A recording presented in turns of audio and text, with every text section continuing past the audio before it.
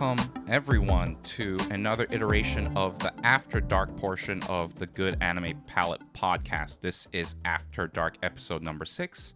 So take a relaxing bath if you want, take a seat, have a drink, or have a soda, because we are now discussing a work of someone that I truly, truly like a lot as an anime director. I am your co-host, Jason, and I'm joined, as always, as usual, with Cringe Will over here. Okay, before we even talk about this director, right? Like, how sure are we that this person actually likes drinking soda? No, I'm just saying, like, as the listeners, you can have a beverage while you listen in as we discuss about this prolific anime director. Sure. Okay, right. Well, okay. How's your day been going so far?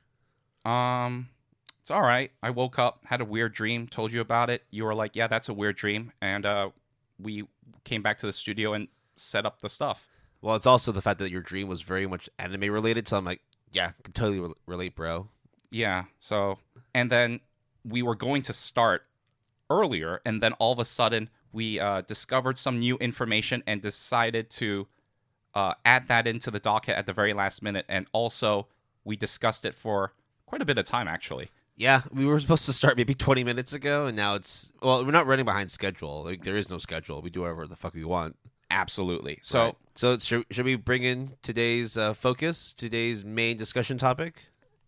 When it comes to Will over here, Edgelord Sama over here, one of his most favorite directors is Masaki Yuasa.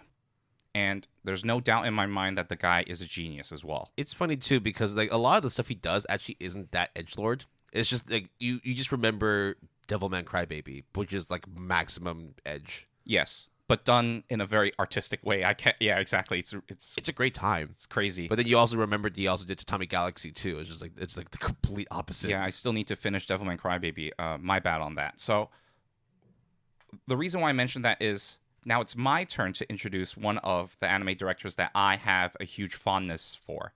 And his name is Mamoru Hosoda, hence why I made the stupid, cringy soda pun earlier. Yeah, well? I was going to say for a minute, it would have been even better if he actually ended up directing Words Pop Like Soda Pop.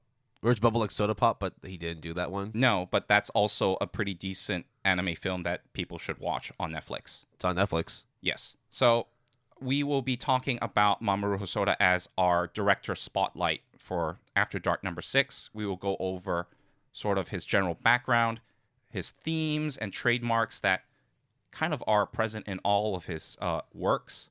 And then after the break, we will go deep into, I guess, 6 or 7 of his main films that we decide to focus on, because the guy has an extensive resume as key animator, as storyboarder. So we decided to focus mainly on his directorial work, which are only several. Yeah, we wanted to focus on these specific films, which we'll talk about in the second half of today's discussion. The reason being is that the previous movies he had done before were more adaptations or continuations of like long-standing existing properties, whereas the ones of focus today are more like written by himself, written by his partner, or just like loosely drawn inspiration from a classic Japanese novel. So that's why we wanted to focus on those. Nothing against the other movies. I'm sure they were good, but the ones we focus today, we will probably go through varying levels of recommendation. Some which are very strong, some which are like, you could watch them. I mean, like I enjoyed a lot of the Hosoda movies, but at the same time, if you asked me the same question last week, I would not be able to recommend anything because actually I only watched one Hosoda movie before we started doing this.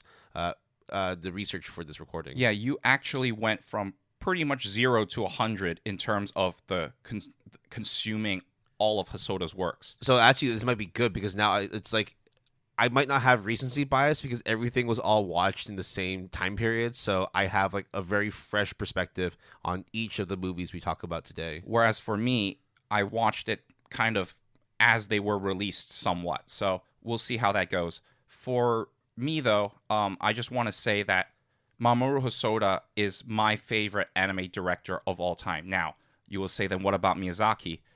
Well, Miyazaki, first of all, there is no doubt that he is one of the greats, and some of his works are just, you can't compare, really. But if you exclude him, because he's really in a caliber of his own, Mamoru Hosoda is definitely number one on that list if you exclude Miyazaki. Then, Hosoda also has a very interesting relationship with Miyazaki, which we will definitely get into. And then I think one of the other things that I would say is Mamoru Hosoda is just freaking awesome, bro. Yeah. So before we go into the movies, before we even talk about what we liked, we want to recommend, we're gonna take a step back and talk about the man himself, Mr. Mamoru Hosoda, and talk about his earlier career, his upbringing, and his experiences working as a key animator, as a screenwriter, as a director. Going from his early beginnings, working with multiple studios, to forging his own studio and creating the movies that we'll be talking about in the second half of today. Right. And the reason why we're also doing this now, this episode of Mamoru Hosoda, is mainly because of one reason, which is his latest film, Belle, which was released this year, 2021, had a lot of hype behind it. Namely, I think a lot of people gravitated towards the fact that it premiered at the Cannes Film Festival and got a 14-minute record-breaking standing ovation. Regardless of how you feel about sort of 14-minute standing ovations, it nonetheless illustrates that the fact that a Japanese anime film now holds the record at a Cannes Film Festival as kind of the most celebrated film ever is, I think, one of the reasons why propelled us to do this After Dark, and we had to watch it, which we did in theaters in October. Yeah, we watched, I think, not even October, November. I think we only just watched it like a month ago. Probably Right. a month ago. But the thing is, we wanted to talk about the movie because without looking at Belle, it's kind of hard for us to only just judge what he had done before. It's always good that whenever there's a new release coming, that we have some like fresh perspective on the state of a director's portfolio. Now, there is a certain caveat. Whilst it did release in Asia, in Japan, as well as here in Hong Kong, it's still not out yet in North America. I believe that the release date for the Belle movie will be January 14th, 2022. So, when we do talk about Belle, like, look, there's a lot of stuff already discussing on the internet, enough trailers for you to kind of infer what the story's about, but we will, like, hold a few things back. Like, we're not going to spoil the movie if that's what you're worried about. I think in general, which we haven't really decided yet, is we will definitely go over each of the films very in depth, but I think we'll avoid spoilers. And then maybe after we did a non-spoilery kind of overview, we then maybe will decide to do a spoilery section of all of them in one go. And then maybe one for Belle. We haven't decided that just yet. But Yeah, go with the flow. we have gone over 8.5 minutes of idle chit-chatter. Let's go straight into it, Will. So Mamoru Hosoda was born on September 19th, 1967. And he was, I guess, in terms of the West, he is known as two things, really. First of all, he was nominated for an Academy Award for the Best Animated Feature Film in the 91st Academy Awards for his seventh film, Mirai. Now, the other thing that he is also well known for is, I guess, on the internet and the forums, he is hailed as the anti-Ghibli, the anti-Miyazaki. You have to have like a hero and villain story out of this, but we will explain why this is actually important. Like, even to this day, there's still murmurings of this, I guess, quote unquote feud between Miyazaki and Hosoda. Though I think it's more just like media agencies and fans like fanning the flames rather than like direct criticisms and attacks from either side. But we'll discuss those and leave it to you to decide. What the actual situation is, who's in the right, who's in the wrong, or maybe it's just anime beef. So, Will, what was Hosoda's upbringing like? So Hosoda had a pretty interesting upbringing in that he didn't really have much of like a creative upbringing. His parents were very hardworking laborers. His dad being a railway engineer, his mom being a tailor. So very much hands on, like hand skills, just doing things to get by.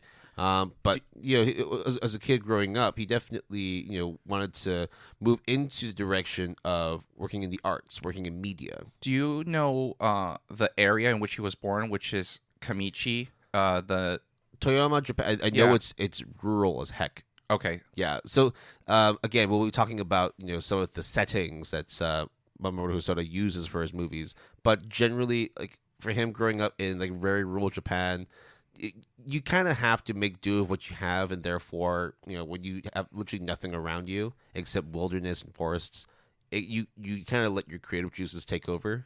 I mean, a very common anime trope, and I guess real life trope of the country bumpkin coming into the big urban city. In this case, it's very real, and I think Hosoda also has to, therefore, before he ventures into the urban jungle, had to sort of develop and hone his skills kind of on his own, or seek out sources that are not readily available that would have been available in an urban setting. So Hosoda was inspired to take on animation as a career after seeing a film made by Miyazaki of Studio Ghibli fame. The movie in question is how do I pronounce it, Will? The Castle of Cagliostro.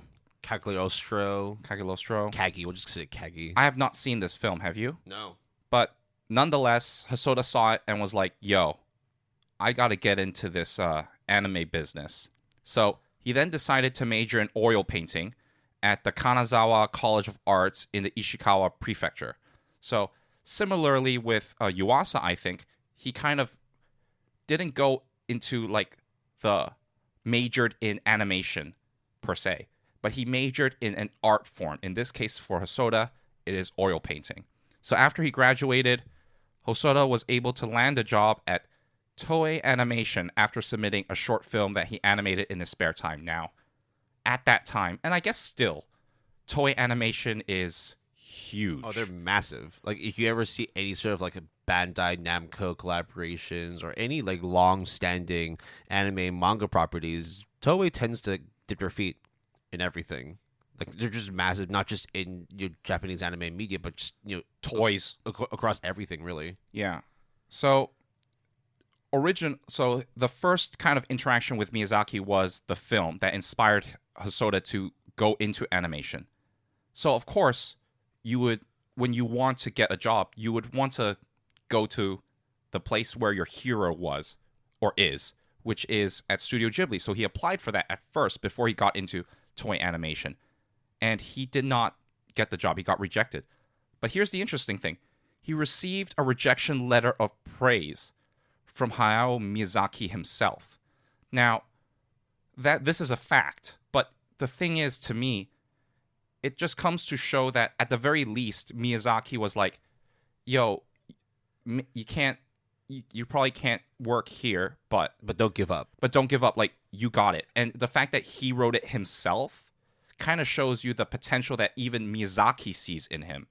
And of course, Hosoda would probably at the time be very, depressed because the place that you really wanted to work, you can't get in. So but no one, have you ever heard someone get a letter of praise from Miyazaki? No. As in any aspiring animator or anything. No. I mean, even his son doesn't get any rejection letter of praise, even after he's done some terrible moves. Goro, if you're listening, which you're not, your dad probably still loves you, but I mean, as a director, as a boss, he's definitely hard to please. I don't speak Japanese that well or at all. We'll grab a translator as a mediator. We'll sit down. We'll have a drink. We'll chill out. All right, just you'll be fine. So back to Hosoda. When he was during his time at Toei Animation, he worked his way up, as you would in any Japanese kind of big establishment. He did a bunch of films, mainly of the Digimon Adventure series. And then, this is the key part, which is he then co-directed his first film, which is Digimon the Movie, which attracted the eye of the Studio Ghibli head producer, Toshio Suzuki.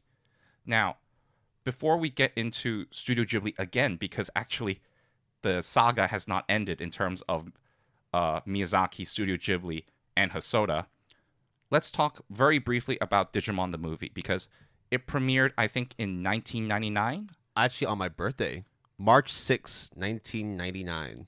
Okay, So I was only a couple years old at that point. No, several. But at that point, I was like, it wasn't Pokemon, it was Digimon, and I was ecstatic that the Digimon movie came out. I mean, I played a lot of Digimon too on like school grounds and stuff, but Will, you actually own the DVD, is that correct? Yes. So I actually will want to take over a little bit and just talk about Digimon whilst you asked about Kamiichi, the place that Hosoda grew up, right? So you can just take a quick look at some of the photos here, and you could immediately see like where Hosoda draws his inspiration for a lot of the scenes, a lot of the environments. Wait, this is from Wolf Children, right? Yeah, exactly. That one's from Wolf Children, and then you see all the temples. Those are definitely inspiration for like what the Summer Wars house looks like. Yeah, we'll get into that in a bit. So, the Digimon movies came out like in a trio actually. So there was the first Digimon movie. After that, there was the follow-up movie, which was the War Game, and then the third one, which was Digimon 3D, the Digimon Grand Prix. Now, I didn't watch the 3D one, but I did watch the first two.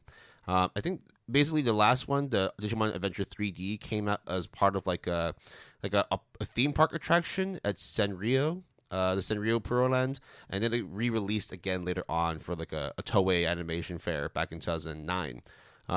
Now, as mentioned, the Digimon movies were all done under the Toei Animation or the Toei Company banner. Those movies are great. I just remember watching them, and it was just fantastic because of the fact that not only were you getting the DVD, but you also had an exclusive Digimon trading card that came along with it. Now, I don't know where that card is because after I moved around a bunch of places in Hong Kong, I don't think I was able to actually keep track of all. I lost a bunch of Pokemon cards too, unfortunately. So, speaking of Pokemon, though, one thing I will say about Digimon, the movie, and the trilogy of movies is I also remember watching the movies as well. And despite the fact that I actually don't really remember any of it, what I do remember is how much I loved it. And when it comes to my childhood anime films, again, if you exclude Miyazaki films, there are only several, which mainly is the Pokemon movie and the Digimon movie, really. Those two really cemented in my mind, like, the pinnacle of, like, childhood/teenager anime film. So, despite the fact I don't remember what it's about in terms of the Digimon movie. Yeah, you're sure as a kid you must have enjoyed it. And I still remember that I enjoyed it. That's like, and to be honest, a lot of people enjoyed the movie. I mean, we won't get into sort of like the accolades and the reviews, but literally everyone was like, wow, this Digimon movie is actually pretty good. Like, if you want to just experience some childhood nostalgia again, if you were or still are a Digimon fan, try and find Digimon Adventure Our War Game, because that one, of the 3 movies that came out, granted I only watched 2 of them, but at least from my experience, that one was the best Digimon movie, and it's just incredible. And when you watch that movie, you can immediately see the Hosoda style and how it carries over into his subsequent works. Like, you actually find a lot of influence in some of the movies we'll talk about later. So yeah, that's our experience with the Digimon franchise under the Toei banner, done by Mamoru Hosoda. But we now jump forward a little bit into the future. So, as we mentioned, this movie caught the attention of the Studio Ghibli head producer, Toshio Suzuki. And then he's like, bro, you also applied and got rejected, but all right, you got the chops. Let's go. And then, officially, Studio Ghibli announced that Hosoda would direct the film's Howl's Moving Castle in September of 2001. Yep. So now the official Studio Ghibli arc of Hosoda's life begins. So, was it a good arc though? Oof. So, if you are astute and know of history, because you literally can Google it, Howl's Moving Castle, Mamoru Hosoda's credit is not anywhere on there. But this is a fact that he was supposed to direct it. So it was supposed to debut in September 2003 originally. But production of the film became strained, mainly due to creative differences. And Hosoda, I think Hosoda is really open about a lot of things.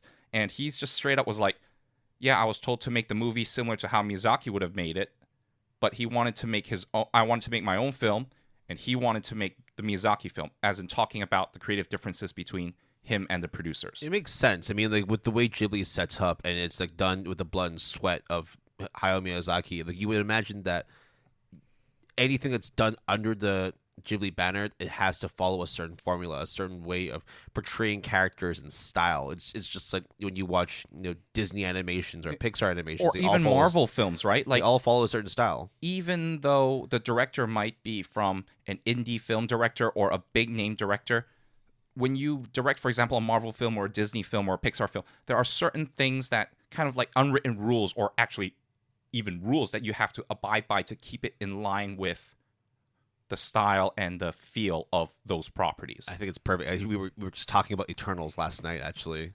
Yeah, let's Chloe Zhao, but that's a whole different thing. It's not anime. We're not talking about that today. So in the end, though, Hosoda, because of these creative differences, left in the summer of 2002 during the early production stages, after failing to come up with a concept that the Studio Ghibli execs kind of felt that is acceptable. And then the film was shelved until Miyazaki took over, and he would then resume the production and complete it and then release it. So that's why Miyazaki's name as the director is on Howl's Moving Castle and not Hosoda. Now, Howl's Moving Castle, if I can just go real quick, I think is a very good film. Pretty good film, actually. And it's one of those Western Ghibli, is one of those Ghibli films that the Western world really gravitates towards, in my opinion. Obviously, the main one being Spirited Away, but I think Howl's Moving Castle is also within the same sentence that people would say as well. Yeah, there's a lot of Ghibli properties that people love. I mean, like fucking like Totoro, Kiki's Delivery Service, like Princess Mononoke. But for sure, when it comes to like the grand daddy of all Ghibli movies, Spirited Away has like taken over the West like none other. Right. So now going back to Hosoda's situation, he basically was like, to the studio execs, at least, of Studio Ghibli, is like, fuck you. I'm not going to do Howl's Moving Castle. Fuck that shit. But then now he's like, well, what am I going to do? I'm going to go back home. In this case, he proceeds to go back to Toei Animation. And Toei Animation's like, bro, you did those. I mean, this is like simulated, right? It was like, bro, you did those Digimon movies, man. I know you're good. We work together. We're great. So let's work on a few more animations, such as certain commercials of, like, for example, like Louis Vuitton. Like, what? Well, he also did that in collaboration with Takashi Murakami. The flower guy, the artist. Yeah. So that was like a collaboration with LV, with Murakami, and Hosoda. Which actually, when you think about it, it sounds artsy as fuck, right? Yeah. I haven't seen it though. I haven't seen it either. Yeah. So before, and then the next piece that he did was actually not only just doing the Digimon movies, he then ventured over to doing One Piece. So that was in the one of the, I'm not sure if it's canon or not. I've watched some One Piece movies, but I can't remember this one. But this movie came out in 2005. So shortly after he had left, I think a year after Howl's Moving Castle had dropped as well. So that was, I believe, the last major thing that he did at Toei Animation. No, it says because he eventually directed one episode of Ajamjo Doremi, which is kind of like a magical girl kind of thing. But in terms of movies and films. Oh, yeah, that is true. Yeah. Sorry. But then this kind of production led him to be hired by the next studio that he had a huge influence over and the people there, which is Studio Madhouse. Always.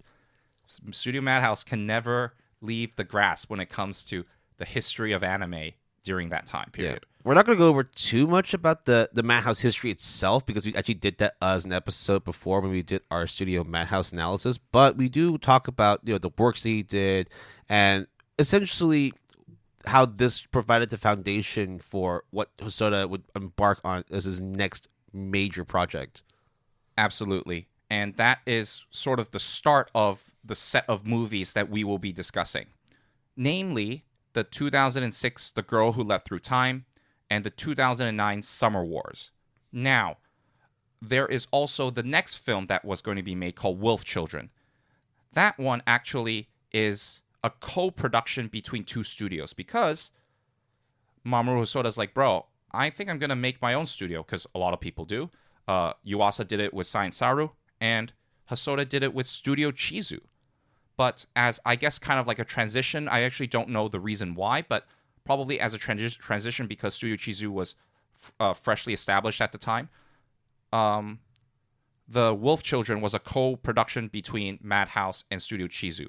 However, going forward, every 3 years thereafter, Studio Chizu becomes the sole studio of Mamoru Hosoda's anime film work, and it just so happens that he has timed it such that every 3 years a new movie has been made. In fact, that started with The Girl Who Leapt Through Time. Yeah, 2006, 2009, 12, 15, 18, and then now Bell in 2021. So, yeah, it was actually interesting that you basically, you know how like Science Saru was just basically because the fact that Yuasa wanted to create something more artistic, right, and be able to flex his own creative juices. That was the same reason for why Chizu was created. So Chizu was not only created by Hosoda, but also by his partner and co-founder, Yuichiro Saito. So he actually also worked at Madhouse for quite a while. He had met Hosoda back in 2004, and that was 8 years before they founded Studio Chizu. So they worked together on creating the opening for Samurai Champloo. They also worked together, and he actually produced The Girl Who Lived Through Time and Summer Wars. And then in 2011, he decided to basically jump ship and then join Hosoda at Studio Chizu with the intention of creating a studio that was more of like an auteurs studio. So essentially flexing artistic and creative juices. I understand as well why they would do that because in the end, like Madhouse is Madhouse. Madhouse has his own style.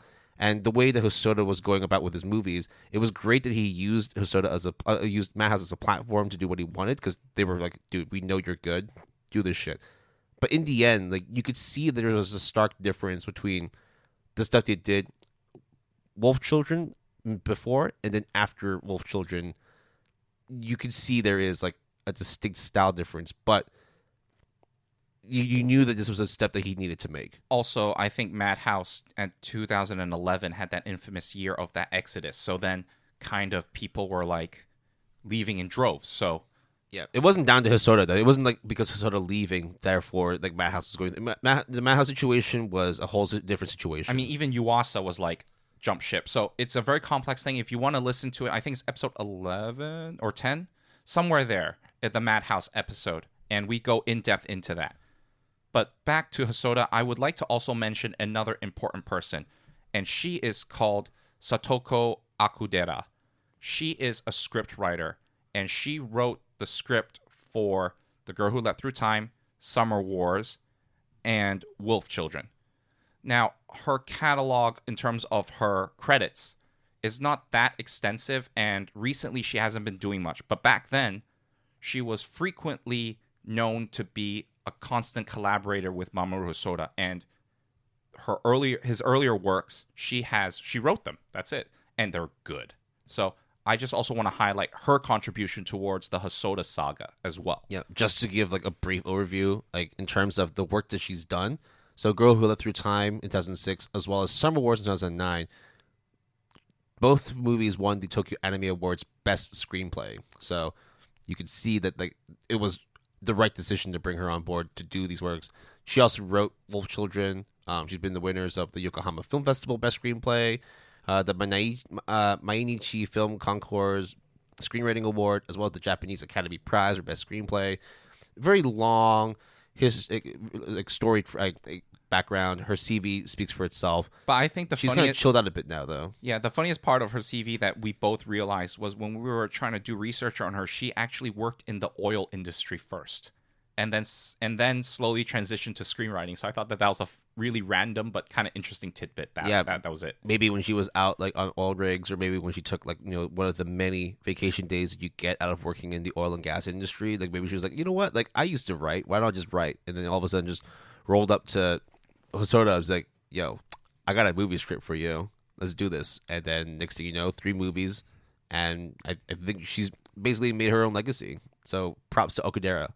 All right. So the major works that we are going to focus on for Mamoru Hosoda is the following. Now, we went through the Digimon movie very briefly, but we won't actually get into that any further. Do you, right, Will? I think the reason being is that I watched it over 15 years ago. Absolutely, and I watched it like over 2 decades ago. So, and also I think it's quite hard to find nowadays. So we have The decided. thing as well is like you say DVD, right? Like I don't even have a DVD drive on my computer or on my laptop anymore, Yeah, me too. and like I'm not about to like just pull up my PS5 or maybe my PS4 just so I can watch the movie. Like, I know what the movie was all about. I'd rather talk about the actual like 6 movies that I watched over the past 4 days. All right, so those 6 movies are the 2006 movie of The Girl Who Leapt Through Time, the 2009 movie Summer Wars, the 2012 Wolf Children, the 2015 The Boy and the Beast, the 2018 Mirai, and the 2021 film Belle. Now, Will and I have watched all 6 of those films, and Will especially has watched them extremely recently. For me, I watched some kind of way back when, some recently. But one thing that I think Will and I want to go over before we go into in-depth of each of these movies after the break is Hosoda's themes and trademarks and how we feel about him as a creator and as sort of an influence on the anime industry. One of the things that I think is extremely apparent when you watch Hosoda's works that may or may not be a thing that you like is beastmen and furries. So Will and I have been hesitant to sort of address this, but at the same time, I'm not hesitant at all. okay, Actually, fuck it. Then let's go for it. There is no doubt in my mind, and anyone's mind for that matter, that if you watch any of Hosoda's movies, there has to be some presence of furries, like furry creatures or beast men or beast women. And sometimes it is heavily integrated into the story, like Wolf Children, and sometimes it is so random, like Mirai, but it just needs to be there.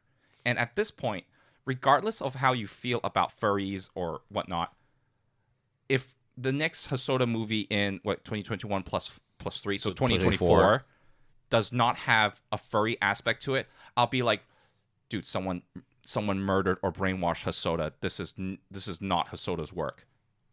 yeah, but I think like there is like reason for why he has like furries or beastmen or monsters, and it's just generally because like, I mean like, he talks about it in his interview for Belle, where he felt like the most interesting character obviously was the Beast, right? And the reason for it is because the fact that his outwardly appearance, his demeanor is, you know, very violent and dark and depressing, but deep down inside there's also a sense of vulnerability and a longing for happiness. So generally like it's another theme of his movies too, where it's children or even adults overcoming adversity, overcoming trauma, trying to like beat the obstacles that are in front of them to be able to attain a sense of peace, a sense of happiness. Because it is a constant theme throughout all of his works, at least these 6 movies. When I say all of his works from hereafter, I'm referencing these 6 movies.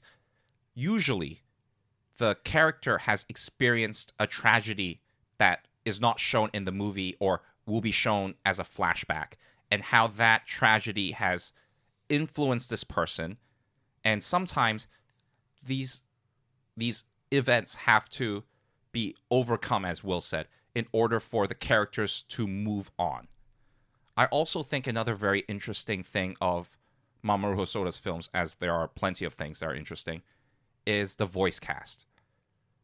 If you were to look at the voice credits of a lot of Hosoda's films, not necessarily like all of them are like this, but most of them at least have some aspect of this, is the voice actors and actresses are kind of newbies or amateurs. And you might say like, well, that's kind of risky, right? And in a way, you're correct. But the way that I see it is, at least looking at these 6 movies, these voice actors and actresses who sometimes even only have that one movie credit to their name and that's it, they are highly competent. But they also have this kind of thing where it sounds a little bit kind of amateurish. And I think that really captures kind of like the immaturity, childishness, and I mean this in the best possible way, of conveying certain things in a character that I think a professional voice actor or actress may not be able to do so easily. I think it's also just the direction and the style that Hosoda has, like being more like an auteur, more art housey. When you have people that aren't necessarily like mainstays in the industry, like look, if you had like a movie like that was done by Hosoda, but you had like Kanahana voicing a character, or you had like Kenjiro Suda, right, the guy who did The Way of the House Husband. He was also My Hero Academia. Like you have those very recognizable voice actors and actresses. In the end, like it just kind of just sounds similar to any other anime, any other production you have. So when you watch like a long-standing series or like a seasonal, and you start hearing familiar voices, yeah, it's easier for you to acclimate and understand. But when you have a new actor or actress, whether they are a singer, an actual live-action actor, or just like actually a newbie to the industry, there's a sense of like unfamiliarity. You're not used to this person. Therefore, it allows for you to have a more open space to understand and explore all aspects of a movie. And I think it's nice. It's a nice fresh approach where you're stepping into a world that's completely unfamiliar to you. So we have discussed one of Hosoda's trademarks with furries, and we have discussed the voice acting aspect of his movies. But when it comes to the film composition itself of the movie, there are several themes that are very, very apparent in all 6 of these movies. Namely, there are some time-lapse sequences that usually there's no voice whatsoever. Music plays in the background and it kind of shows like a montage of time passing. And it might even have music. It might just have cicadas like chirping in the background. Like just basically just a continuous shot of like a large landscape with a bridge and some flowing water, and then like there's like cicadas in the background. Right. These time lapses I really enjoy because it really shows, without saying any words, sort of the development of these characters, and Hosoda does it so well. Another thing that I think is you can't deny is kind of like this crossroads duality kind of theme, which is at some point characters will have to face a choice, and then the choice is presented in visual form in front of them. For example, at one point, a character might be on a bridge and has to choose between going left or right because there's something on either side that the character needs to choose. Or the character is literally at a crossroad and has to choose between going into the store on the left and going into the store on the right, but there is a very significant choice by committing to one or the other. It may not appear significant in the beginning. Sometimes it might just be like, oh, you either go left or you go right. Okay, well, you're at the same spot again. You're either go left or go right. It doesn't really matter all that much. 3rd time, 4th time, 5th time. Then you start realizing this is not just like by coincidence that they have to make these choices. No, they're like it all culminates to one specific reason as to why choices and why crossroads are an important theme in all of Hosoda's movies. Yes. I think also another thing of Hosoda's movies that I think are rather uncommon in anime or anime films is the use of kind of like a continuous shot. Because in live action movies, people do that all the time. But like the one takes, right? Yeah, the one takes. But why would you do that in an anime film when you literally can control all aspects of the perspective? But Hosoda does this thing where it literally, for example, there's a bus station metro scene in Bell where literally the shot just stays there, but then there are interactions happening and it's just a one shot. Or in A Boy and the Beast, there is a scene in front of a school, and literally instead of flipping to a different cutting to a different perspective, the perspective just shifts left, shifts pans, right, as if you're watching it. And that kind of continuous shot, I think, is quite unique, to be honest. And it is even more unique that there's almost one in each of these 6 movies, and that it is a constant theme, that constant, at least, method that Hosoda uses. Okay.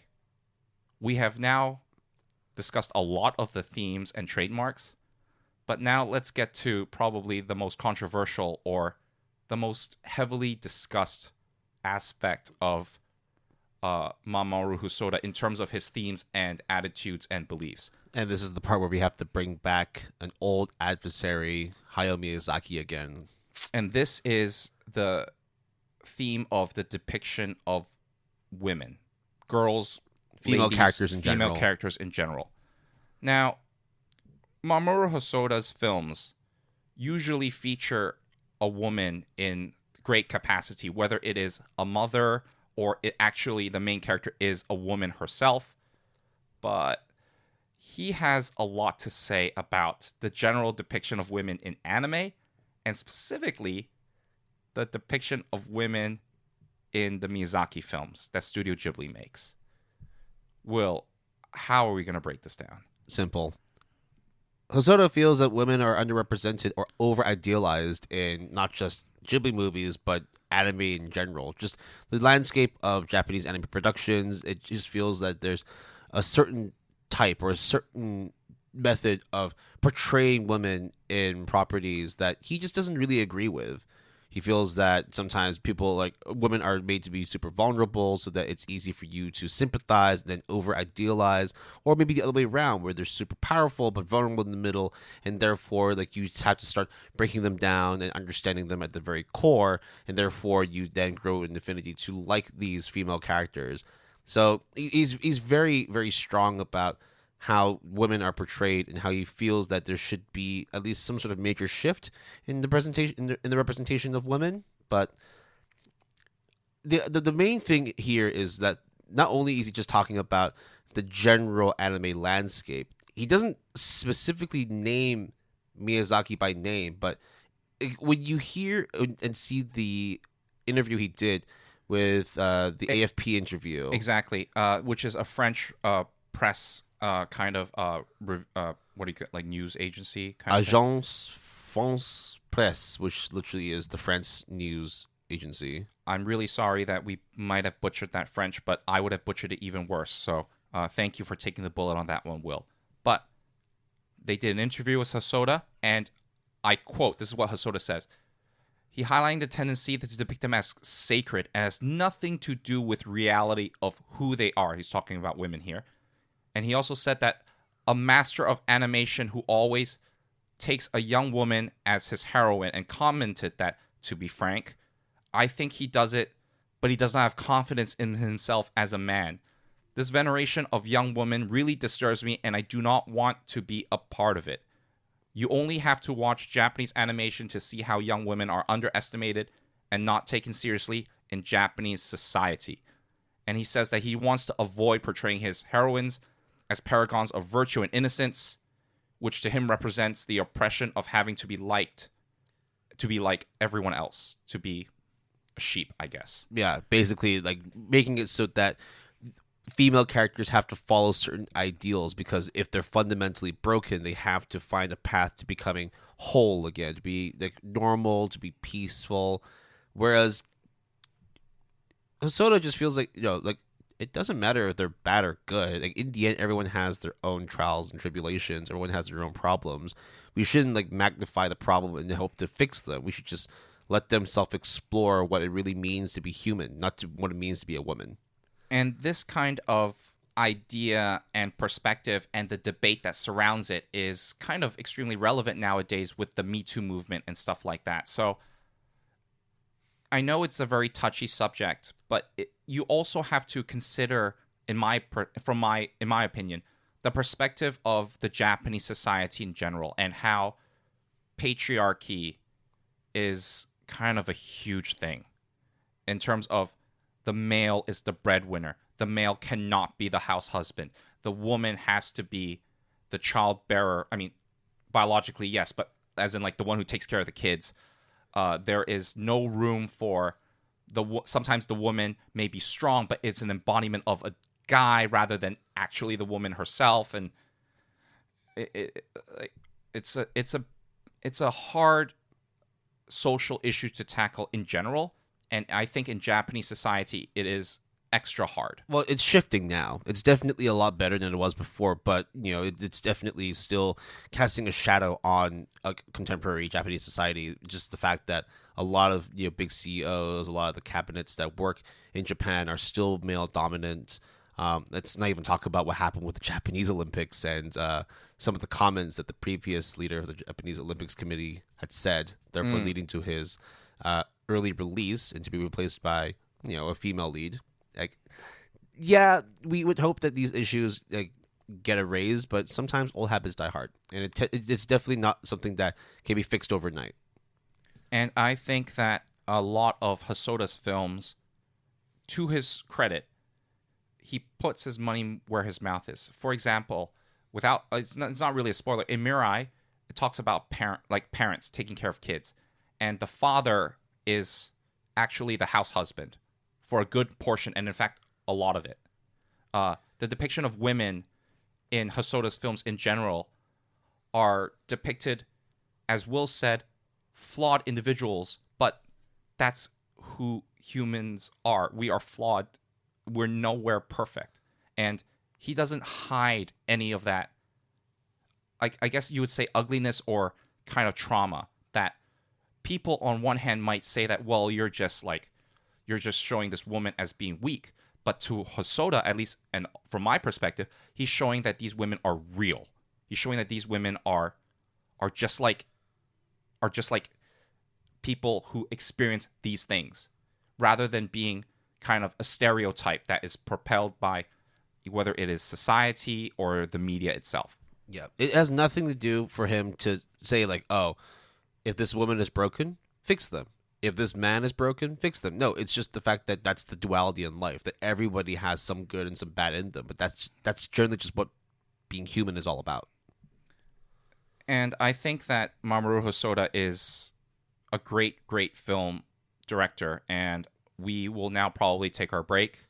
Yeah, we're going to start talking about the movies themselves and how the certain themes and tropes that we discussed actually apply to these specific movies. Some done really well, some we'll go into it and really further analyze what makes a Hosoda movie and our general thoughts on which movies we liked, which ones we didn't, and which ones we would like to actually share with you guys and you guys should check out. All right, so we will come back after the break and go over these 6 movies. See you later. Catch you later.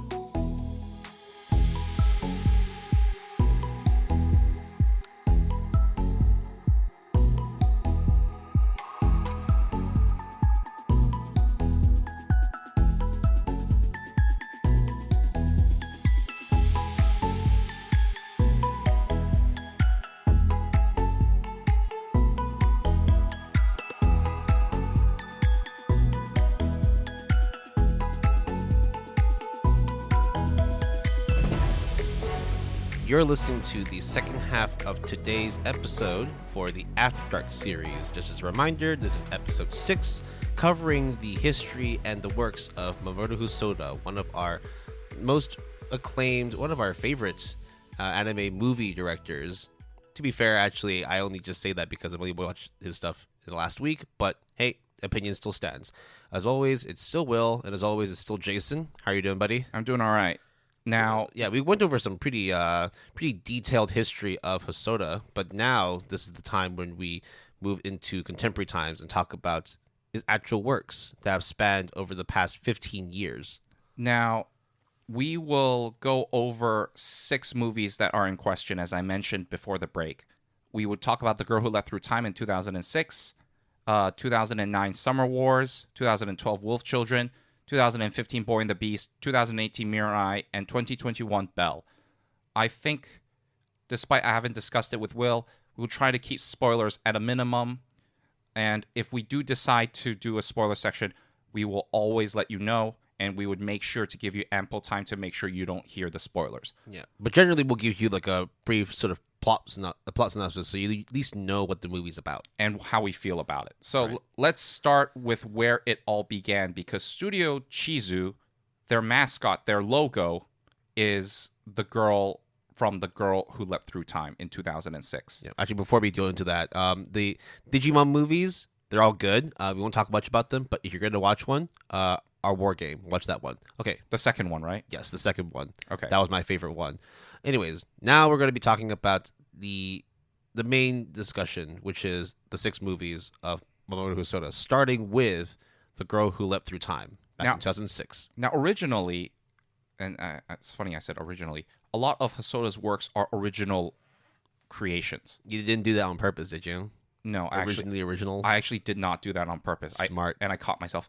But The Girl Who Leapt Through Time was actually loosely based on a science fiction novel of the same name by Yasutaka Tsuitsui.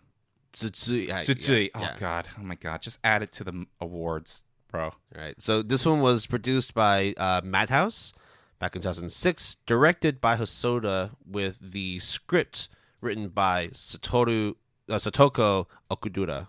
Which we mentioned, that's her start in terms of collaborating with Mamoru Hosoda in terms of his directorial anime film work. And she won the best screenplay at the Tokyo Anime Awards for this film. Yeah. So just to give you a few numbers, at least that this is the data that we got from my anime list in terms of the rankings, the popularity. The raw score itself as of today is an 8.15, very good. Ranked overall 337 across all anime properties, which includes films, TV shows, OVAs, ONAs, originals, and yada, yada, yada. Popularity-wise, it's in the top 200 at 197, and the total members list is at 691,510, which is really good, especially for a movie that came out 15 years ago. The way that, if you are unfamiliar with these kind of scores, even though we have used my anime list in the past, the members category, if you are above 100K, that's pretty good, especially if it's before you premiere in terms of a seasonal anime. But to get past the 500K mark is really good.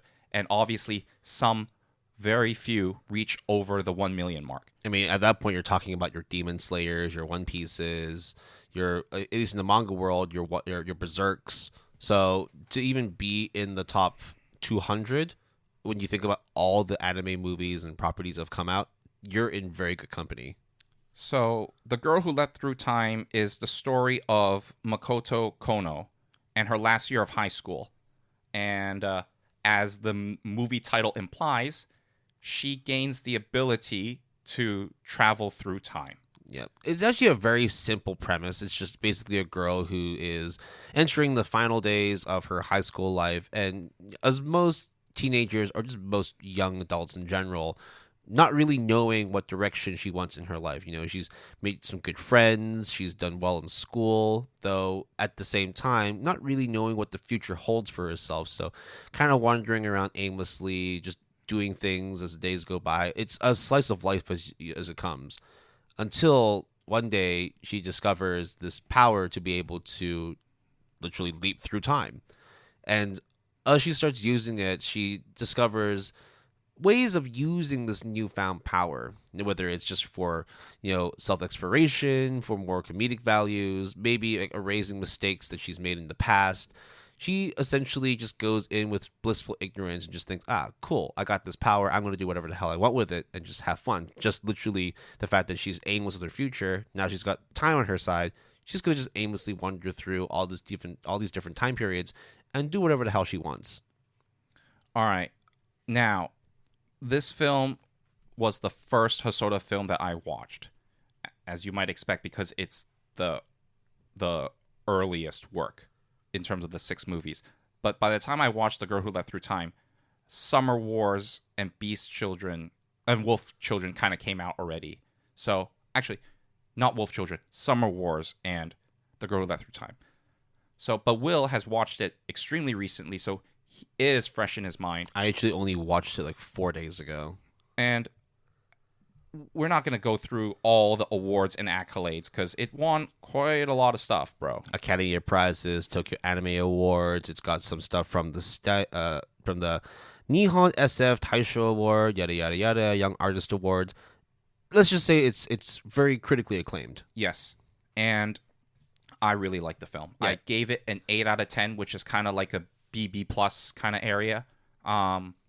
It's a very simple story, but it is also very well executed, and especially when you have this newfound power of traveling through time, you would, as like, I guess, any teenager, and in this case, a teenage girl, high school girl, you kind of just like, yo, let's see what this is all about, and just kind of do stupid shit. Do whatever the hell you want with it, right?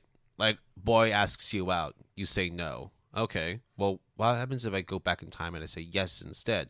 Or, oh, what if I find out that if I'm playing this game and I know the outcome of the game, maybe instead of losing, I go back in time, do the right things, and win the game instead? It's just one of those things where it's like you don't really think about the consequences of your actions, but because of the fact that when you're playing with time, those actions are going to catch up with you, and that's essentially what happens as Makoto slowly learns about the consequences of her actions by manipulating time. And that kind of theme of manipulating and messing with time causing a lot of bad stuff is a very common trope.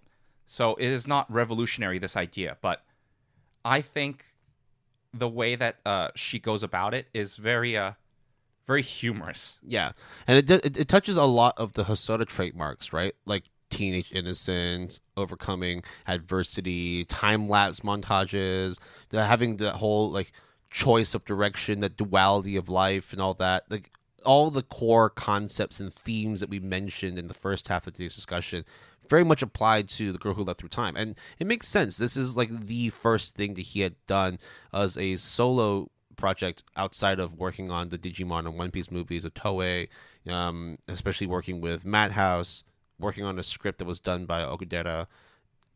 Overall, I really enjoyed the movie. Like, of all the Hosoda movies, if we're not including the Digimon stuff, this is the second movie that I watched, because I watched Bell first and then decided to watch everything else chronologically. It's also an 8 out of 10 for me. Very, very good movie. Like, if you were to start getting yourself into the Hosoda verse, it's definitely one of the top 2 or maybe even top 3 of the gateway movies to get into all the Hosoda stuff. I really recommend it. Do you know how much it earned? Because I experienced some sort of difficulty trying to find the worldwide box office performance. But Japan-wise, it was 300 million yen. Okay. Yeah. So that's a lot of money. It's pretty good.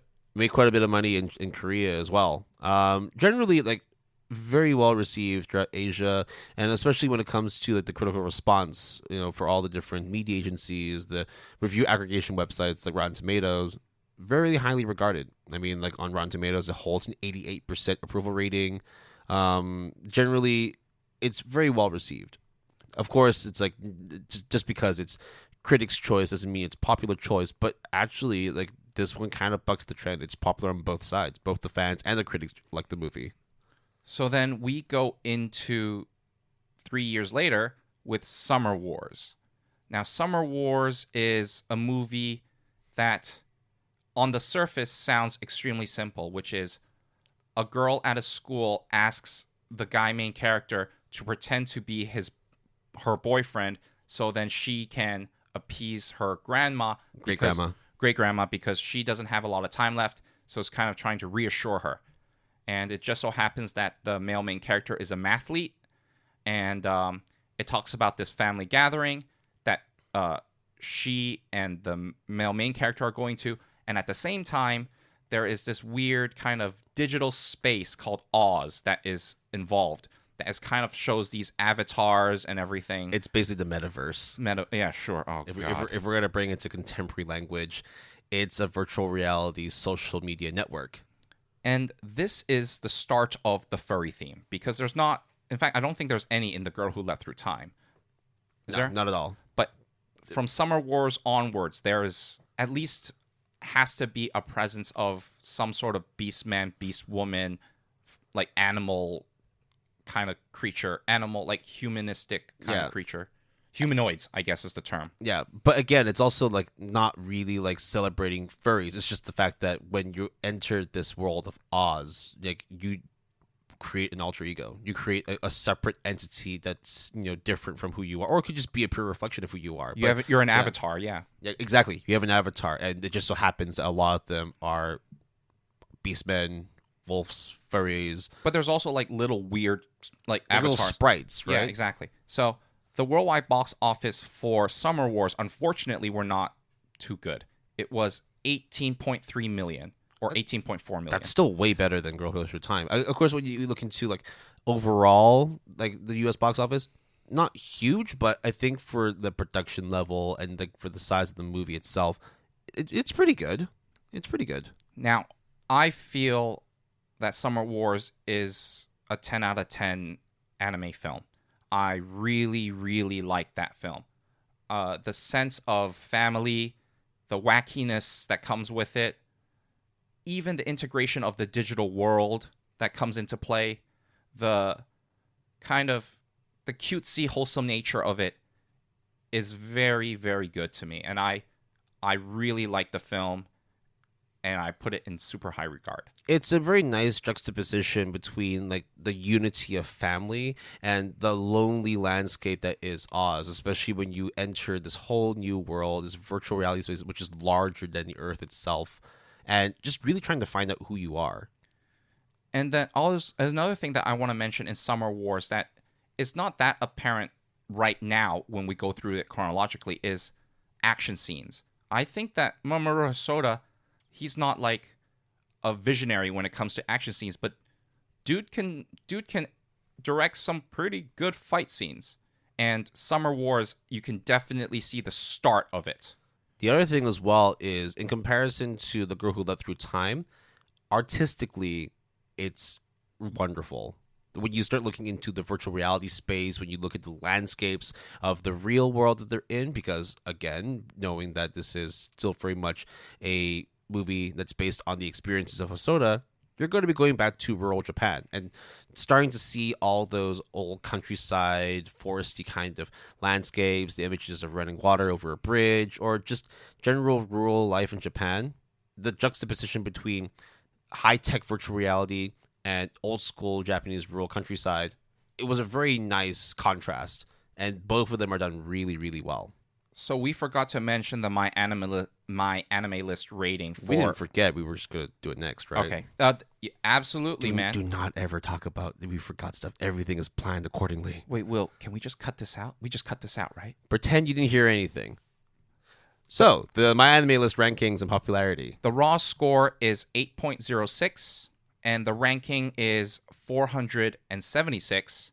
The popularity is 352. With 463,589 members.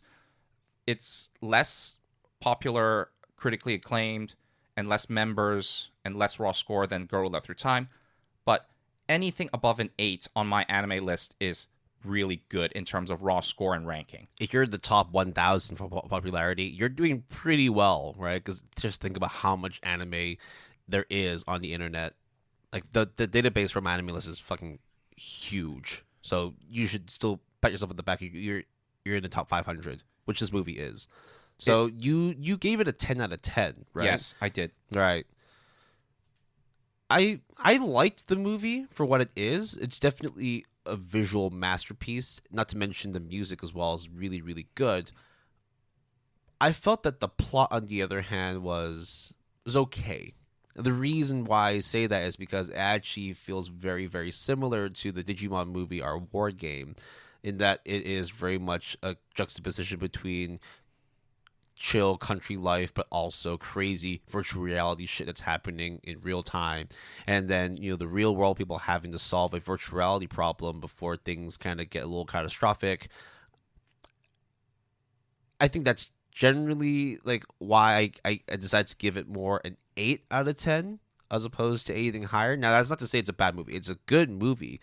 It's just I felt that I got a lot more out of watching The Girl Who Leapt Through Time compared to Summer Wars. Nonetheless, very good watch, visually impressive, and it's a story that can be very heartwarming for most people.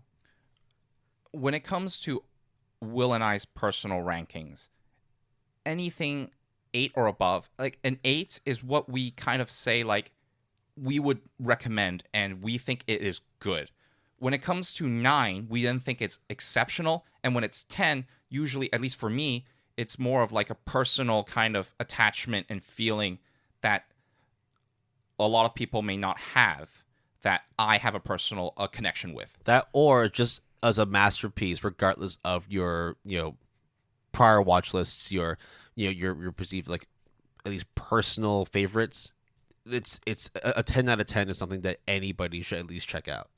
And also, it won a lot of awards. The 2010 Japanese Academy Prize for Animation of the Year, the Japanese Media Arts Festival Animation Division Grand Prize, and it's nominated for a lot of awards as well. We won't get into that, but I can see that you have a preference for Summer Wars over Girl Who Left the Time because you decided not to go over the list of awards for Girl Who Left the Time, but this one you wanted to list out. I wonder why one got a 10 out of 10, the other one only got an 8 out of 10. Well, okay, guys. A little bit of bias here. It's fine. I mean, clearly, like, Summer Wars is definitely a good movie. Super biased, man. Like 100%. What are you talking about? I really like Summer Wars more than Girl Left the Time. Look. But we as the GAP are very objectively biased. Okay, so but we're going to have our favorites. But to be fair, without Girl Who Left Through Time, you won't get Summer Wars to the point where Hosoda is like, "Yo, our logo for Studio Chizu is the Girl Who Left Through Time." So there is no doubt in my mind that The Girl Who Left Through Time is not only a good film, but a very pivotal film in Hosoda's life. So I give them that. Yeah. 100%. And not to mention as well, with the movie Summer Wars, it also taps into a lot of the themes and the topics that Hosoda generally likes to use, right? The long, continuous shots, the time lapses, the use of furries, which is the first instance in the Hosodaverse, if you're not including any of the Digimon stuff, because Digimon is basically furries. Not to mention the whole choice, duality, crossroad thing.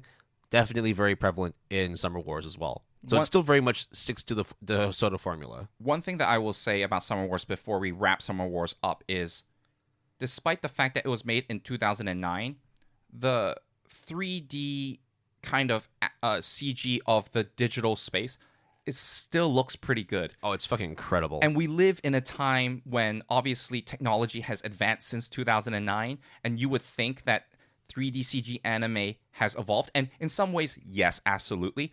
But in terms of general use and implementation of 3D CG in anime, this 2009 film's use still looks fantastic. And I would say is above average for sure. It's better than some of the stuff we've seen recently. Like the first 5 minutes, that opening montage of the world of Oz is impressive. Like very, very well done, smooth. The color contrasts are very striking. It juxtaposes well with the music and the sound effects they use. And then they bring you out of that virtual world into the real world. And then you just see very, like, quote unquote, natural, lush green of the forests and the trees. So going back and forth between digital age and real world, no matter which side you're looking at, it just looks fantastic. It looks really, really good. Fast forward 3 years to 2012, we have what I would consider one of the big boys, one of the Hosoda big boys. And the final of the Madhouse productions before going into pure Studio Chizu. Right. We're talking about Wolf Children. This was a co-production between Studio Madhouse and Studio Chizu. As I mentioned earlier before the break, I am unsure of why it was a co-production.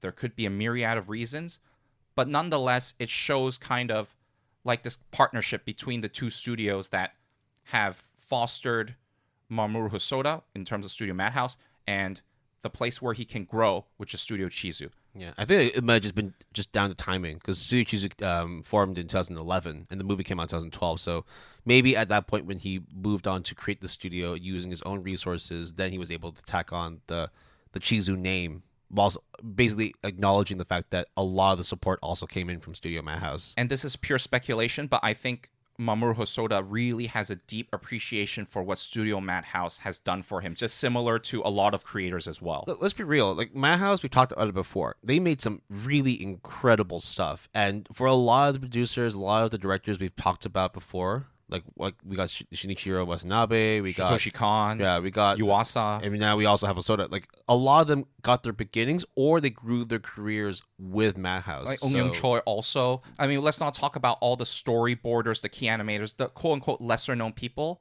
that got good at Studio Madhouse. Yeah. So a silent round of applause for Studio Madhouse. Okay. And now we talk about Wolf Children.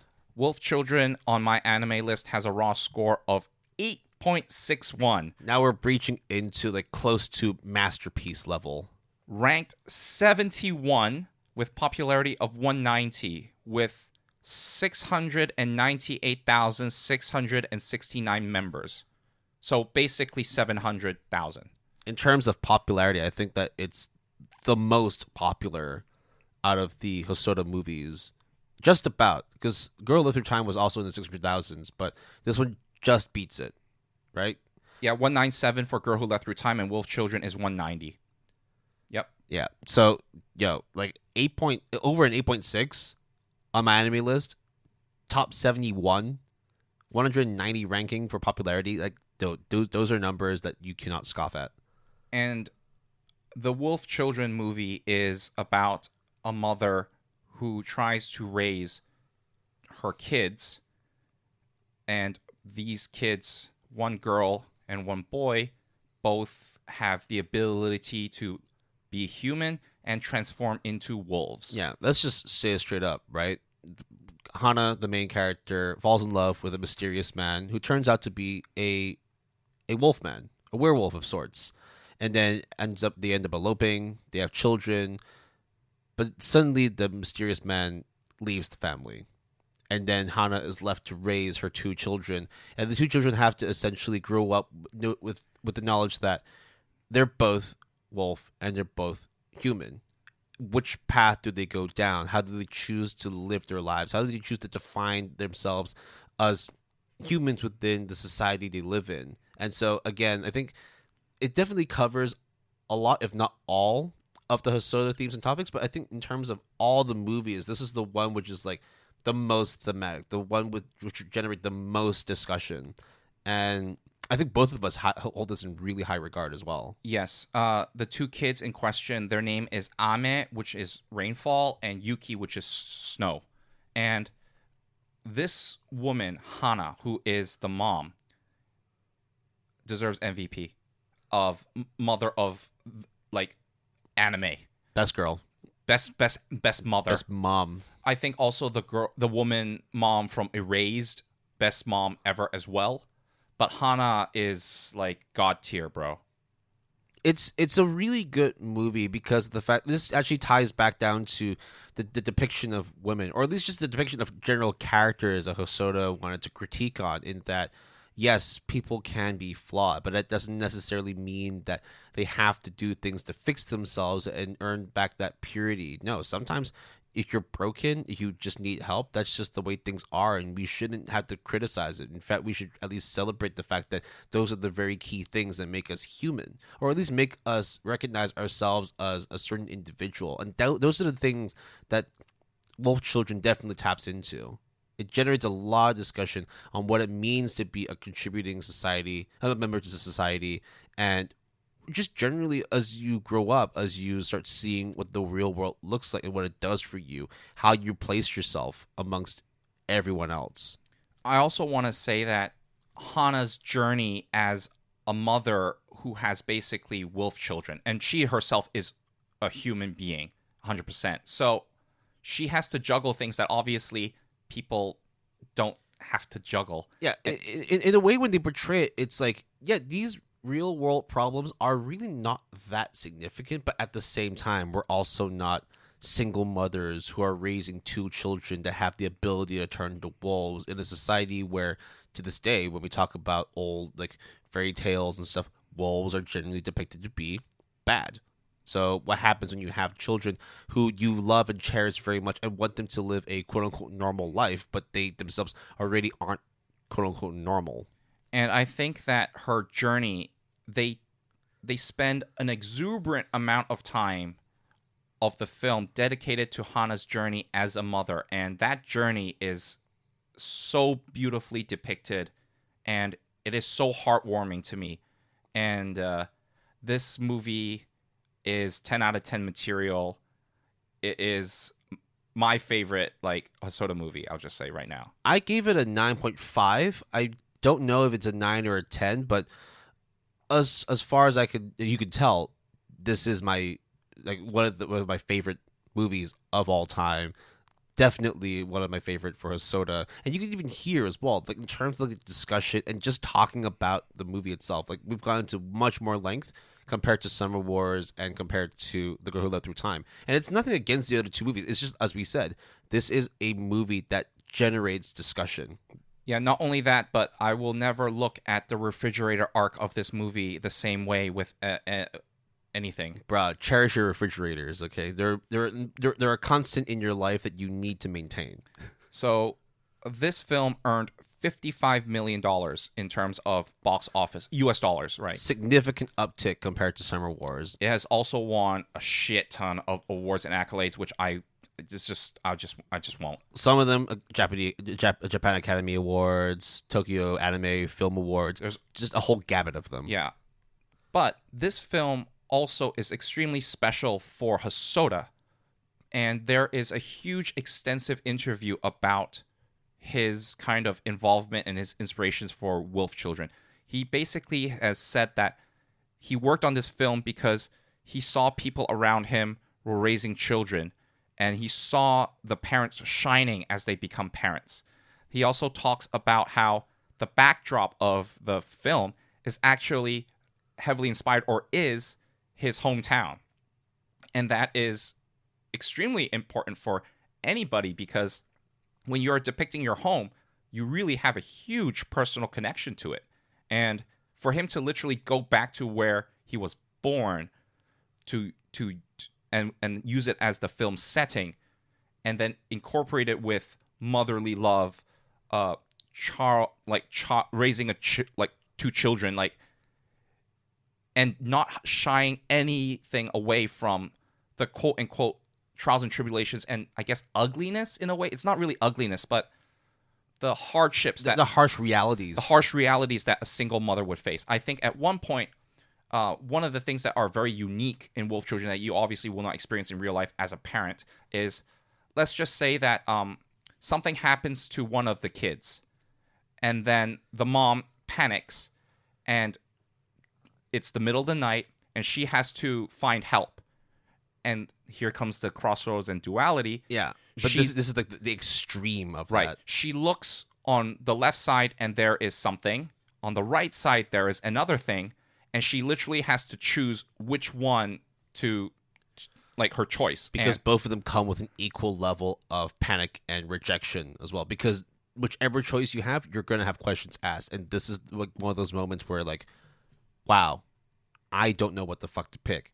But because of the fact that this is a movie about love, care, motherly, warmth, as well as hardships and endurance, I think, the main thing, that's what Hosoda wants. This is a movie about enduring things, enduring childhood, enduring bullying, enduring hardships of growing up, enduring the public perception of certain things that may be positive or negative. It's a very hard movie to watch, in the sense that these realities are very much applicable to anything that we as viewers will also experience. Now, the one thing that I will mention about the film itself is the ending. I think Will also agrees with me on this, but I feel that the ending, while it is expected and kind of I can see that being the ending, I felt kind of robbed a little bit. It could have been done better, but yeah. The way it was done and what it's supposed to represent, I guess it makes sense. No, it does make sense. And obviously, it's a very small criticism of a vastly amazing film. At this point, we're just nitpicking, right? But look, critiques, they're going to be... We were trying to be as objective as possible. And yeah, for the movie, 99% of it was the greatest thing we had watched from Hosoda. I also like the fact... The last thing I'll say is, I also like the fact that the wolf children, Ame and Yuki, throughout the movie, it's not just they're beast children and then they treat it as a selling point for the film. They actually go through the whole thing of, if you were actually to raise beast children, how different would it be? What issues you would encounter? Actually, a lot of thought has been put behind this. It's not just simply oh yeah, let's just put furries there because it's Hosoda's thing. Yeah, but speaking of Hosoda's thing, this is probably the movie that had the most personal touch, the most personal influence of Hosoda. The fact that the movie is based in his hometown, the fact that the model of the houses were based on people that he knew, The gymnasium, the school, I think, Yeah, also. also based on a school that he had been to, or at least like has come across. Even like one of the food items they eat is based on a local dish that his parents, no, his wife's parents, grew up in. Like, there's a lot of influence that comes from personal experiences, and you could see that just through the journey of Hana and her children. Not to say that this is what Hosoda's life is, but very much based on real life experiences, based on his interactions, not just with the local people, but also the local culture, the environment.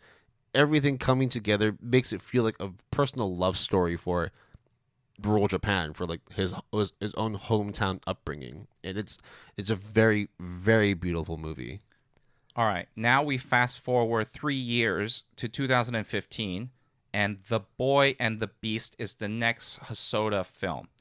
It has a My Anime List rating of 8.29, has a ranking of 235, popularity 479, and 355,657 members. So quite few. Yeah. This just then starts like the beginning of the solo Chizu productions. So I quite like this movie. This movie was a very fun watch. Generally the movie is, again, kind of similar in terms of how it's about duality, about choices, about adversity and upbringing and all that. It starts off with essentially two different people that grow up in their own respective worlds, and a young boy named Ren, essentially kind of like shunned from his family, or like at least what appears to be like what his family is, having to basically grow up in life with no shelter, no parents, no stability whatsoever. And so he's kind of thrown into this large, confusing world that is Shibuya, which is a daunting place for any 9-year-old child. But as I he's mean, it's a daunting place when even I go there. Like, but it's just crazy energy. yeah, exactly. Right? But then he starts navigating himself throughout the streets, and then ends up getting isekai'd. Not that he dies, he just gets transported to a whole new world. And then in this world, that's when he meets his counterparts, this large, overbearing character named Kumatetsu, which is just essentially a huge beast man, like a bear man, that lives in the realm of Shibuten. So this is when you start seeing not just now. This is actually the one time when you don't just see one central character. It's kind of following the story of two people having to make separate choices and navigating through life, similar to how the two children in Wolf Children also have to navigate through life and make their own choices to become the people that they want to be. Ren, Kumatetsu, both of them have certain expectations of themselves, but not really getting that support from the world that they live in. And as they start to grow up together and start to learn more about each other and the respective worlds they live in, starting to really start shaping their perceptions of what the real world is, what their part in society is. Sometimes it fits in well. Sometimes you start questioning, well, why can't I have this when this already exists? Or people don't understand this part of my life. Why should I expect them to be a part of my life when they don't exist in this particular continuum? And that's when, like, again, similar to Wolf Children, the choices of life, the dualities of life are very, very prevalent as a theme in The Boy and the Beast. The Boy and the Beast won Animation of the Year at the 37th Japan Academy Prizes and has got a box office worldwide revenue of 51.4 million. So still pretty high comparatively to, for example, some of his Studio Chizu's previous works and Hosoda's previous works as well. So it's very respectable. It's definitely like very well received as well, but I think generally, okay, whilst the ranking on my anime list is high at an 8.31, 8.29 now actually, it's a bit more debatable in terms of where the movie ranks in people's personal lists, because on one hand, whilst it's incredibly visually impressive and the characters are very likable, on the other hand, I think that when it comes to the plot, this one is probably the least well done. And it's not a bad thing to say. It's just we definitely got a lot of attachments for the previous movies, right? Girl Who Lived Through Time, Summer Wars, Wolf Children. They definitely left like a very strong impression of what we feel these characters left as an impression on how we see the world, how we perceive character development. Boy and the Beast does do those things, but maybe not as fleshed out as we hoped it would do. In terms of how produced it was, how let's be real, like the animation quality compared to the previous three movies was incredible. It's probably the best out of the four we've mentioned so far.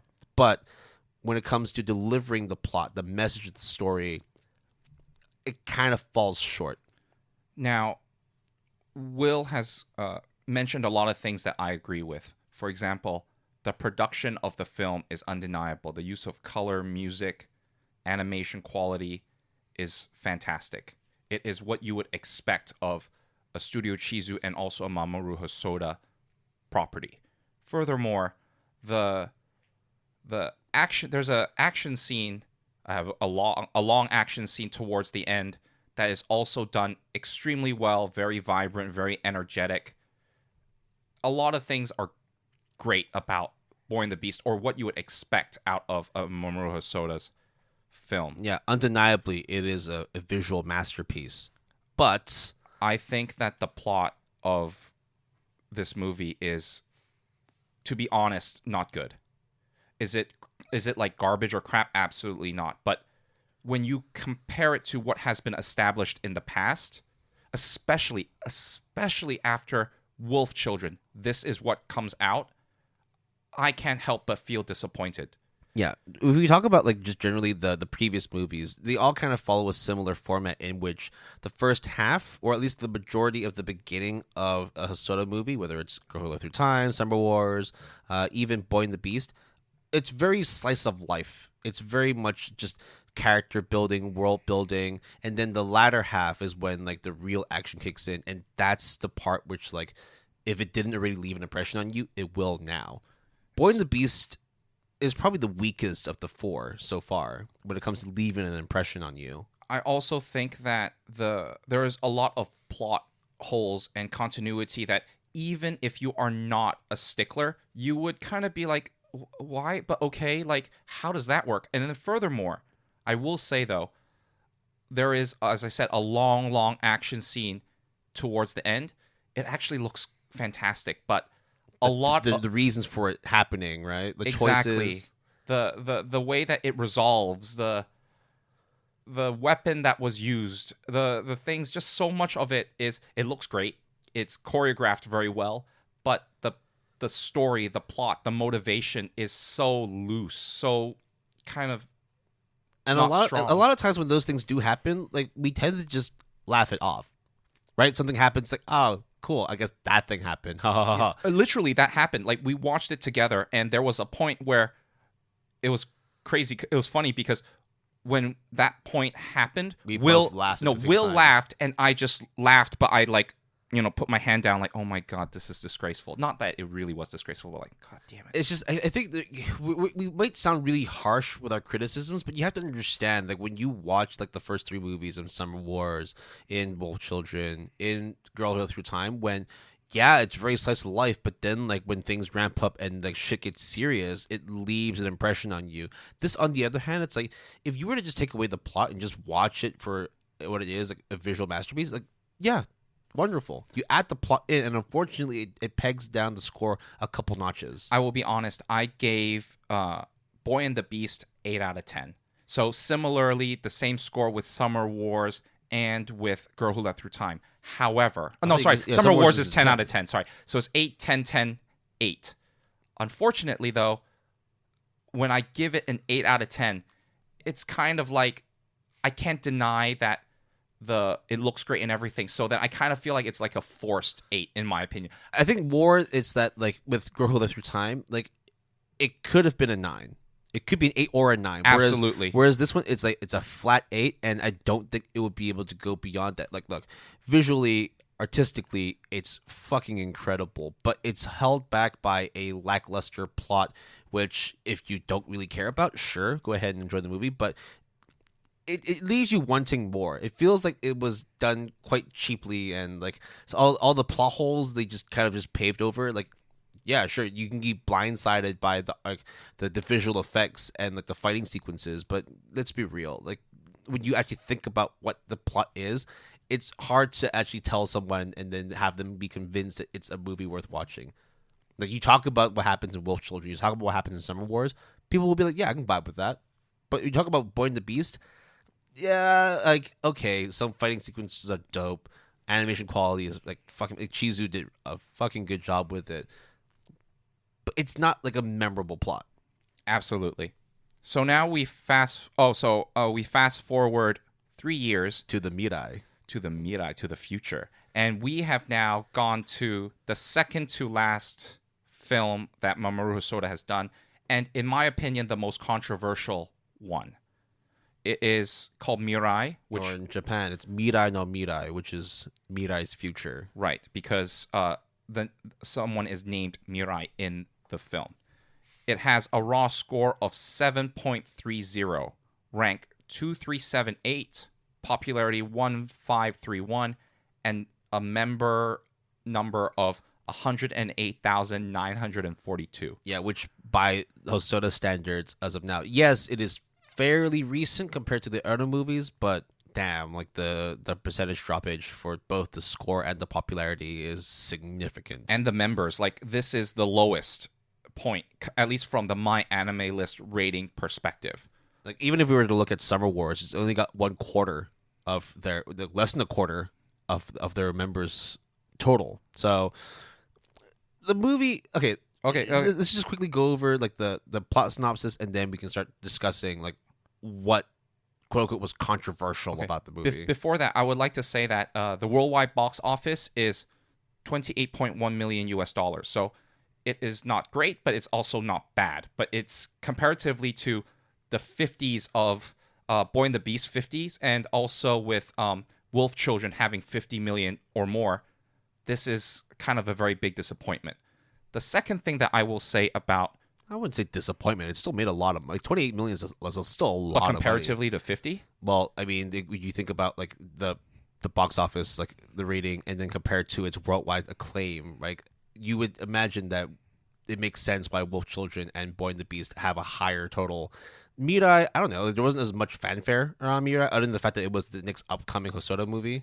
It was nominated for a lot of awards, but did not win that much awards comparatively to all his other films. Except there is one thing, one award or one nomination that is extremely important here, which is the American Academy Awards. This film, Mirai, was nominated for the Best Anime Film category. Best Animated feature. Anime feature.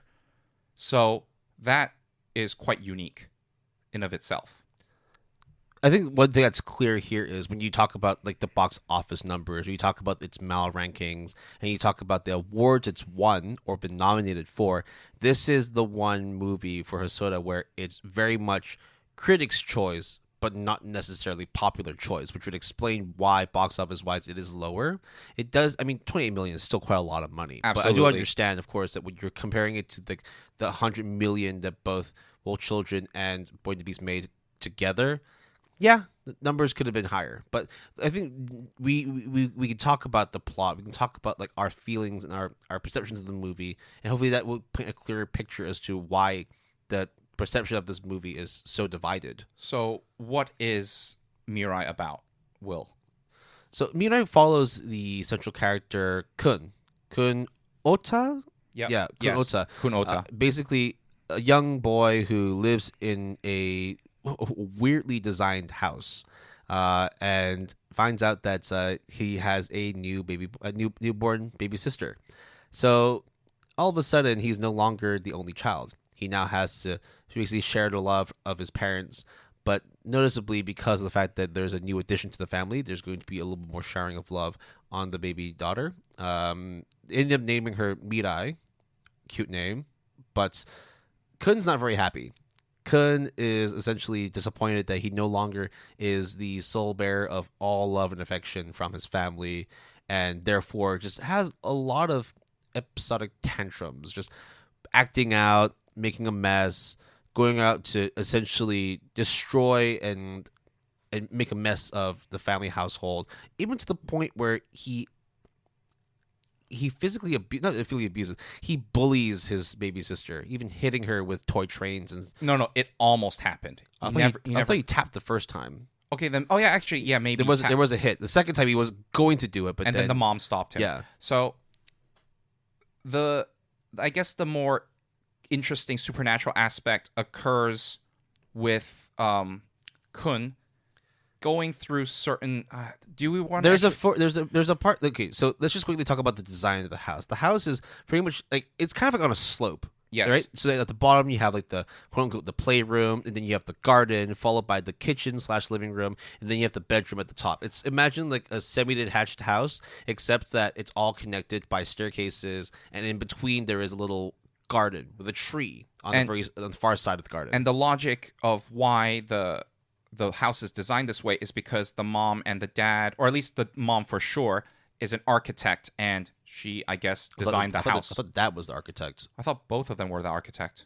I guess they're both architects. Okay, one of them are at least the architect. So therefore, they designed the house, or they wanted a house that had this kind of aesthetic. In fact, very, very beginning, the nanny.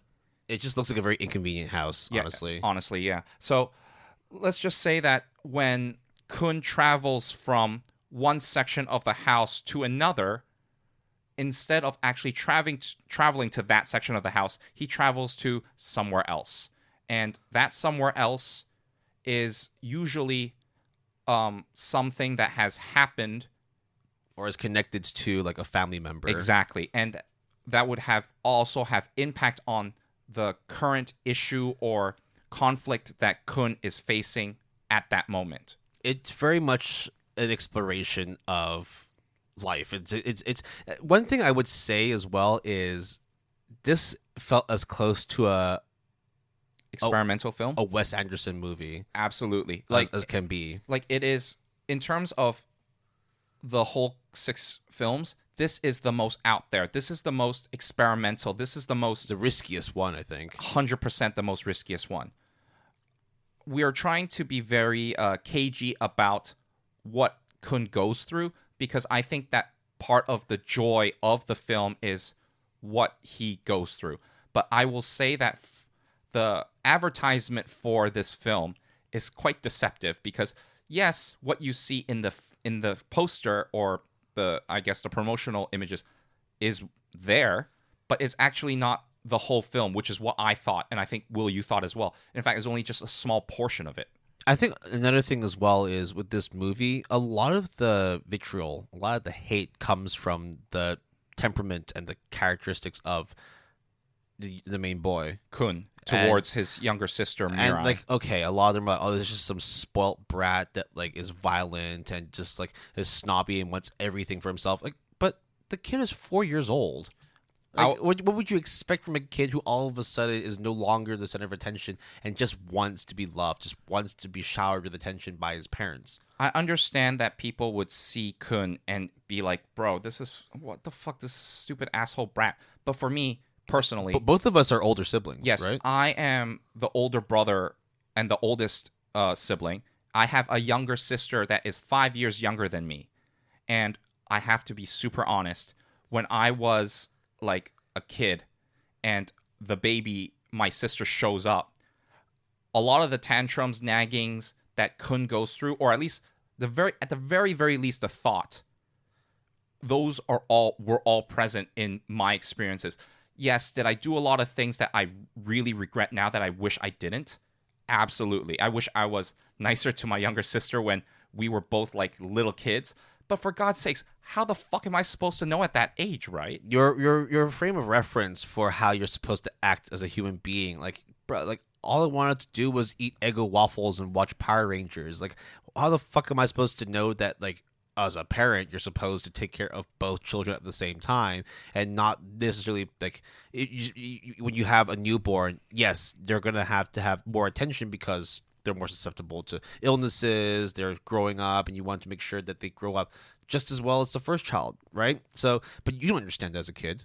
Right. You just think that, oh, they don't love you anymore. Yeah, or like, oh, I'm watching this TV show, but my parents told me to turn it off, but I've always watched it when I was a kid before my younger sister showed up. So what the hell, guys? Oh wait, I used to build all these Legos and make all these train sets, but all of a sudden now, because there's a new baby in the house, I need to share that space. But wait, but like this space is my space.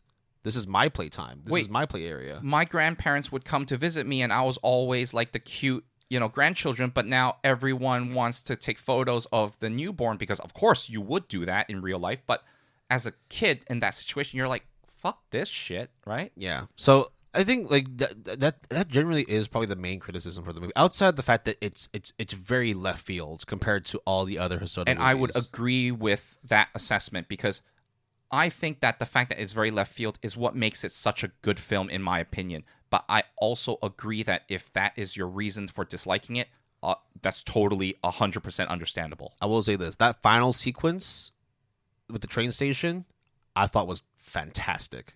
I thought it was really well done. I'm telling you, if that were to happen to me in real life, I would be scared shitless. Oh, wait, it's the same thing with, like, imagine like living life in like a Wes Anderson movie. You would be fucking freaking out. Right? Like, imagine you're living in, like, the Grand Budapest Hotel, or you're living in, like, the Isle of Dogs. Like, that shit is fucking terrifying. And, like, it's those kinds of visual aesthetics, those kinds of themes in this movie that, because it's so different from Hosoda's other movies, it's kind of refreshing. Absolutely. I think it's very refreshing. I also think that the fact that this was the one film that earned a nomination for the Academy Award rubs a lot of people the wrong way, especially when you consider people put things like Wolf Children or Boy and the Beast in more higher regard. And towards that, you could be right, could be wrong. I mean, I'm not like here to argue for or against that. But what I will say is that personally, I gave Mirai a 9 out of 10. I really like Mirai, and if you don't like it, that's okay. And if you like a kind of actually, Will. This is actually incredible. So, it got nominated for the Academy Awards, the 91st Academy Awards for Best Animated Feature. Won? So before that, you know how I talked about Wes Anderson? Oh God, Isle of Dogs was one of the nominations. I see. Incredibles 2 as well as Ralph Breaks the Internet.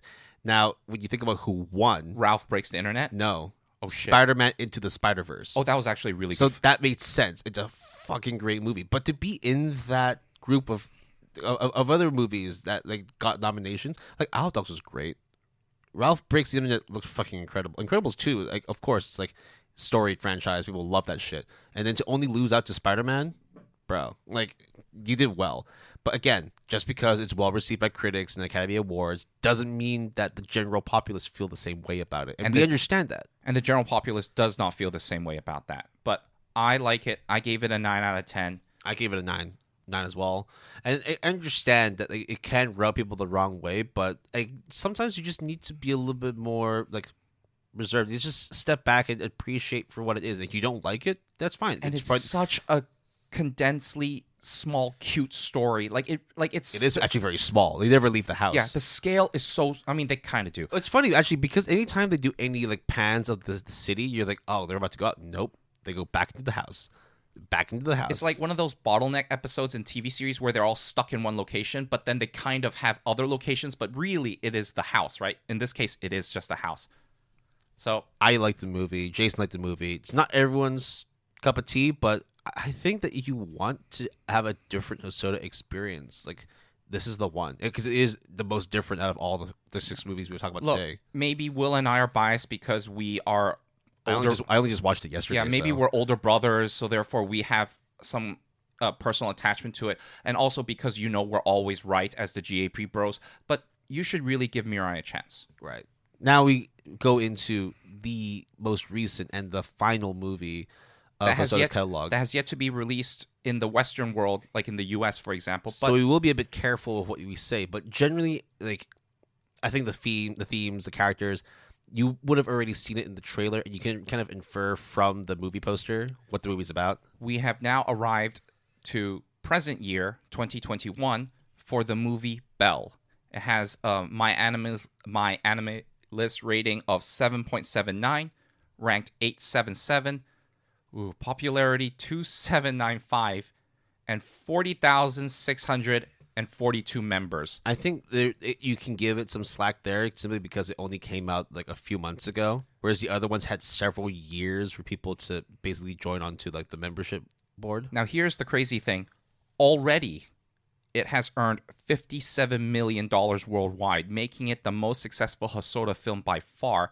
And if you consider the fact that the anime film has not even released to, I guess, like half of the world, you can still earn quite a bit of more money. The other thing that I think is very important that we even mentioned within the season of the podcast is, and even within this After Dark, is the standing ovation that lasts 14 minutes at the Cannes Film Festival when Belle premiered. The record right now for the longest standing ovation. Now, of course, being a film festival, there is like a certain caveat with this kind of record, but let's just call it what it is. It's cool. It's amazing that it got 14 minutes of standing ovation. And the fact that it is the anime film instead of, whatever else it could have been. So it definitely grabbed a lot of people's attention and definitely grabbed my attention when we reported on this news. Belle, again, we're trying to be very cagey with spoilers, so I will just say this.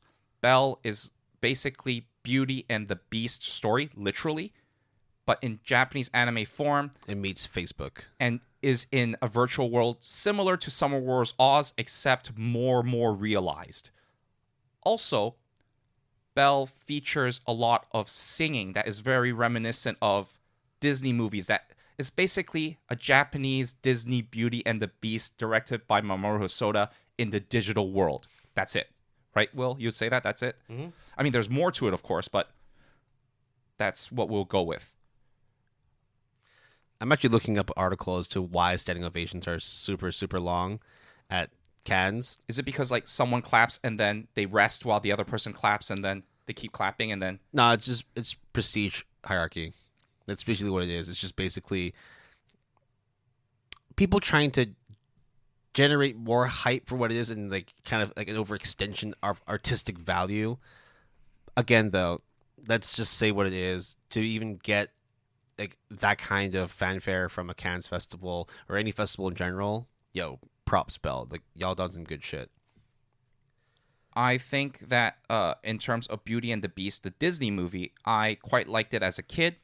I think obviously my younger sister liked it way more, but I put it in very high regard, and I think a lot of people do as well. Oh, it was cool. I didn't watch the live action, though. I did not watch the live action as well. I refuse to watch the live actions because it's not for my generation. The reason why these movies are now popping up as live action renditions is to attract the new generation, which is why you have Aladdin, you have Beauty and the Beast, you have Mulan, you have Lion King.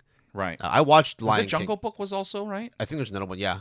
Did it again? I as a kid, I watched the live action Jungle Book 2 that came out like 20 years ago. There was, and it was terrifying. Oh my god! Okay, because they don't use they use like real animals. Okay. We're going off topic. That was dope. But like now we go into this world where we talk about digital animals, digital beasts. I will say one thing right now, which we have not mentioned up till now about Belle, which is the singing is fucking fantastic. Like, phenomenally fantastic. I mean, I did mention that there was singing involved, but like, I listened to it on my Spotify. Like, it is really, really good. The other thing that I will say about the film is that it looks great. And the digital space looks so good. Like, so good. Like, our first experience of watching like a Hosoda digital verse was from Summer Wars, and Oz looked pretty damn cool. But then when you look into Belle's world, you right, it's like just call it what it is. It's just simple digital world. It's right? The letter U, but you as a person, right? Yeah, it's essentially today's metaverse because you use it as your main social media platform. You use it to do transactions. You use it to essentially just do anything. Post YouTube equivalent videos, everything. Now, I 100% agree with Jason. The visual fluidity of the digital world, the music is just holy fuck. I will tell you right now, if all properties, anime properties, digital anime film, or anime TV series had 3D implemented like that. I know logistically and realistically that probably not going to happen, but if they all looked like that, I would totally be on the advocate 3D CG anime for everything. It really does look fantastic. I mean, the other thing as well, like not only is it done by Yuichiro Sato and Hosoda, the OGs of Chizu, it also had help from Disney as well. So some Disney producers and animators actually worked on this movie, and also Ludwig Forsman, or I can't pronounce his last name. Essentially, he was a music producer and composer that worked with Kojima Productions, the studio that had done all the Metal Gear games along with Death Stranding. And then he left the studio last year and then got attached to Bell. And like, look, if you have that kind of animation team helping you, that kind of music production team helping you, and then you have the vision of Hosoda, you know, as a visual and audio spectacle, holy fuck, it is the greatest thing that I've watched out of all the Hosoda movies. At this point, it will be actually the first time that we actually talked about a voice actress. And Belle's voice actress is actually a singer, and her kind of what would you call it? Kaho Nakamura. Nakamura. Yeah. That's her only credit so far. She does a very, very good job in terms of her voice acting. Obviously, her singing is phenomenal, and she is now doing concerts, whether it is online or in real person, all over Japan, promoting and singing this song. I think called Millennium, I think is one of the songs. Fantastic.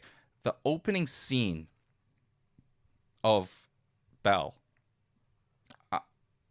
dude, like whales, speakers, digital space. It's just a fucking like digital rave.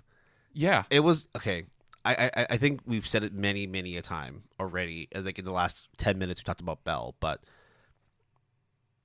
visually it's the best across every single Hosoda movie. Yeah, I know it's recent, so it has the best like technology or whatever, but of course it has like the right production cast working alongside. But like it doesn't take anything away from it. Like Hosoda planned this shit out and got the right people to do this. And if you want like a visual and audio orgasm, Belle is it. Mamoru Hosoda has been quoted multiple times in multiple interviews that Belle was the film that he wanted to make from a long time ago, and everything that he has made up till now culminated into this movie. Like the digital world that you saw in Summer Wars, the duality of choice that you saw in Girl Who Lived Through Time, the struggles of growing up from wolf children, the beast dynamic, the female high school girl going through trials and tribulations, the life of being misunderstood or misrepresented from like Mirai as well. The absurdity that comes towards the end of Summer Wars is also present towards the end of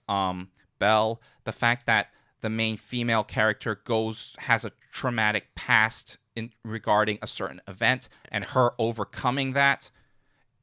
All of this. And also, there is a really, really nice, cute, continuous shot of a bus station, and the interactions in that bus station it just brought a smile to my face. And I think one of the audience members in the cinema, they actually they laughed for like a couple minutes. Yeah, like, well after the scene was done, like she was still laughing for like another 3-4 minutes afterwards. And it is really cute for sure. And that's one of the things as well. Like whenever you see like a certain character trope in Hosoda movies, it's always that kind of stunned girl or guy who just stares blankly at the other character and just open jaw, just Nani? Oh yeah, we forgot that is a very what's up? That's a very prominent Watched it. That's a very prominent Hosoda thing to have at some point. It's just like awkward pauses that lead to like a lot of misunderstanding and of course comedic value, and it works well, especially in Belle. I think also Belle is a very, very good gateway film towards the works of Hosoda. Similarly with I think Girl Left Through Time. I think basically like if you wanted to just like tell somebody who has had no experience of anime or like it's just like sort of like dipping their toes into the world of anime, Belle is the movie to go. And like it might sound like a critique, but it's as Disney a film as you can get. Absolutely. right? It's not a bad thing. It means like literally anybody from any walk of life, from any medium that they like and appreciate, will still be able to enjoy Belle. Now, even though Will and I have pretty much lavish, endless praise on this movie, I still gave it a 9 out of 10. I still think it is a very exceptional film, but it doesn't really resonate in terms of an emotional, personal connection that other films like Summer Wars and Wolf Children has. Yeah, the emotional value you get out of it is through the music. That's the one aspect, and that the eye candy. It does really, really well. But when we talk about like the plots of Wolf Children, of Meat Eye, like those kinds of things, like we had a lot of personal attachment, and I think a lot of people also had attachment to it as well. Belle overall is just like the perfect movie to get into anime. I can't really think outside of maybe like the Ghibli stuff, of course, right? But like if you talked about just the visual aspect of music, the plot, it's very easy to digest as well. I mean, also Makoto Shinkai. You can't forget him, though. Oh, well, we'll talk about him at another point. Oh, we will do an After Dark on him, like way in the future. But this isn't about Makoto Shinkai. This is about Mamoru Hosoda. So we are actually done talking about all 6 of Mamoru Hosoda's works. Let's talk about our personal rankings. I actually have my rankings in front of you, Will, if you scroll down. So if you don't want to spoil it, don't look down. Let's go from the most favorite to least. The ones that we're talking... You want to start that way? Okay. The ones that we're talking about is Girl Who Leapt Through Time, Summer Wars, Wolf Children, Boy and the Beast, Mirai, and Belle. I mean, we can do it the other way around. Which one do you want to do?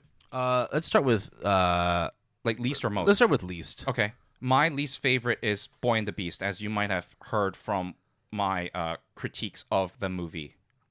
I still think, look, the movie is still really good, for sure. It's just the weakest. The criticisms that come along with it, like, are definitely more compared to the other ones, right? It's just like our After Dark 2 of Tokyo Ghoul with the openings, right? Like, at some point, if they're all good, but if we rank them, someone has to be at the bottom. Like, that's just the way it is, right? Yeah.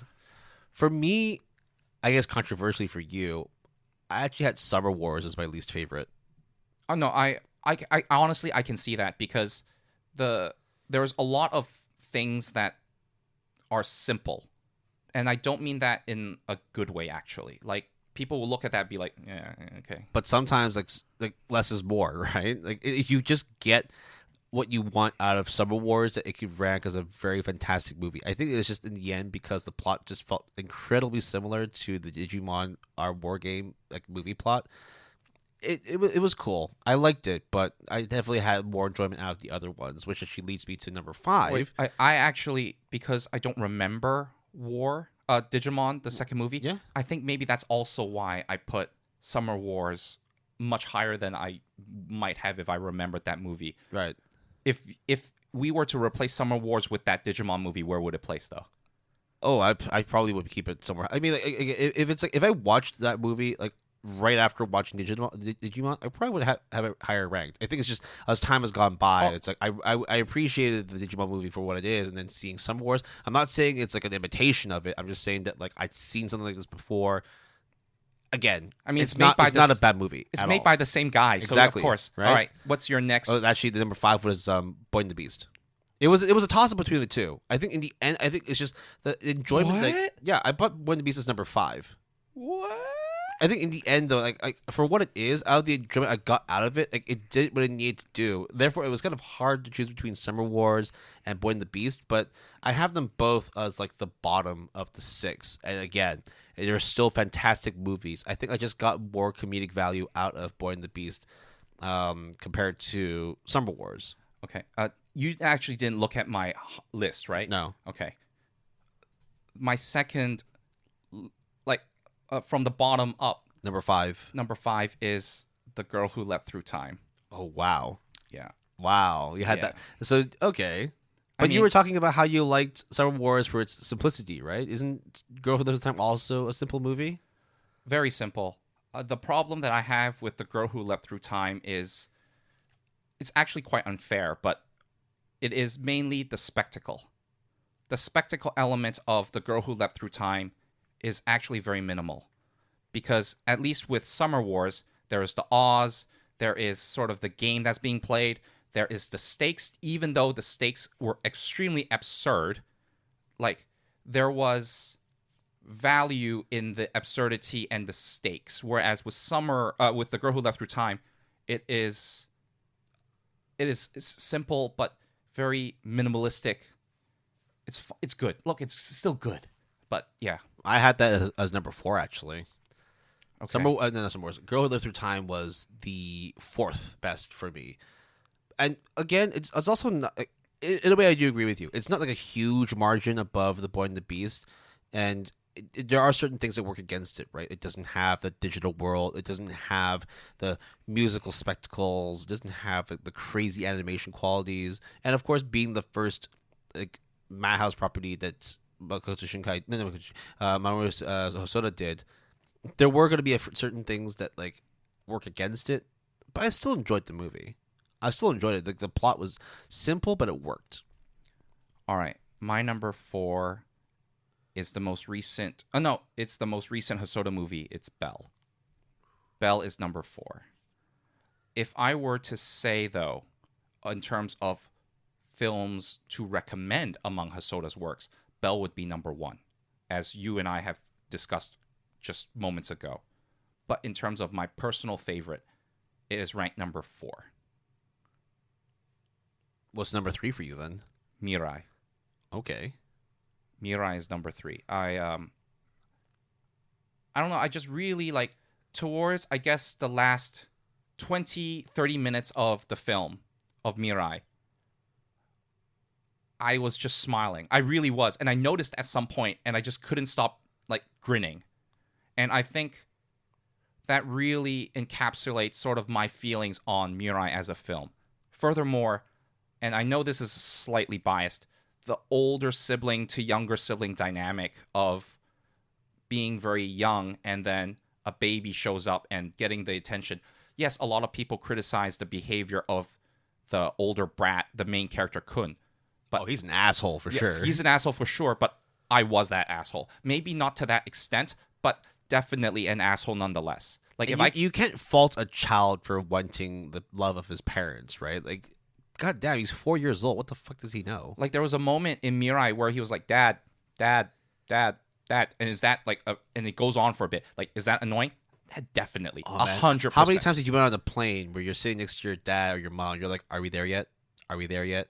Are we there yet? Because I did that shit a lot. And I did that shit a lot too. So it's very, very relatable to me. That's why I also put Mirai in the 3rd place. And the lessons that I really learned is cool. It's definitely like a good story to watch if you just want to understand like what purity is and what family means to you. Right? Like sometimes kids just don't know any better. Their frame of reference for life is what they've consumed, what they've seen, and what they've been given. If they've been given their parents' love for the first 3 years of their life, it's going to be weird as fuck for them. All of a sudden, it just gets taken away from them. And the Kun that was at the beginning of the film to Kun that was at the end of the film, and especially the last like sequence before the credit shows up. I mean, you won't get really that emotional, but I was just beaming with joy. Really, like it really, I was just so happy. Right. So you had Mirai as number 3, right? Yes. I also had Mirai as number 3. Okay. Right. Which then means now, like, it would be basically the feelings you had from Mirai are exactly the same as mine. Right. It's definitely a weird movie when you compare it to everything else. But then again, it's like seeing digital monsters in like a fucking metaverse and then juxtaposing it with rural Japan. Like, there's an element of weirdness too. We're just talking about like artistically left field. Now, number 2. Do you want to say Belle, right? Yeah, of course. Okay. Belle's number 2 for me. And it's not even like recency bias. It's not just the fact that like it's the easiest digestible anime movie for like, you know, a newcomer into the world, into the industry. I just thought that everything it did like worked really well. Like visually impressive. The music was the greatest I'd seen. Probably maybe even this year. I would probably say like music wise, the performance was incredible, and the plot was good enough and easy enough for you to just buy into that. Whether you're a seasoned anime fan, whether you're a newcomer, or somewhere in between, like we will all find some level of enjoyment out of it. Summer Wars is my number 2.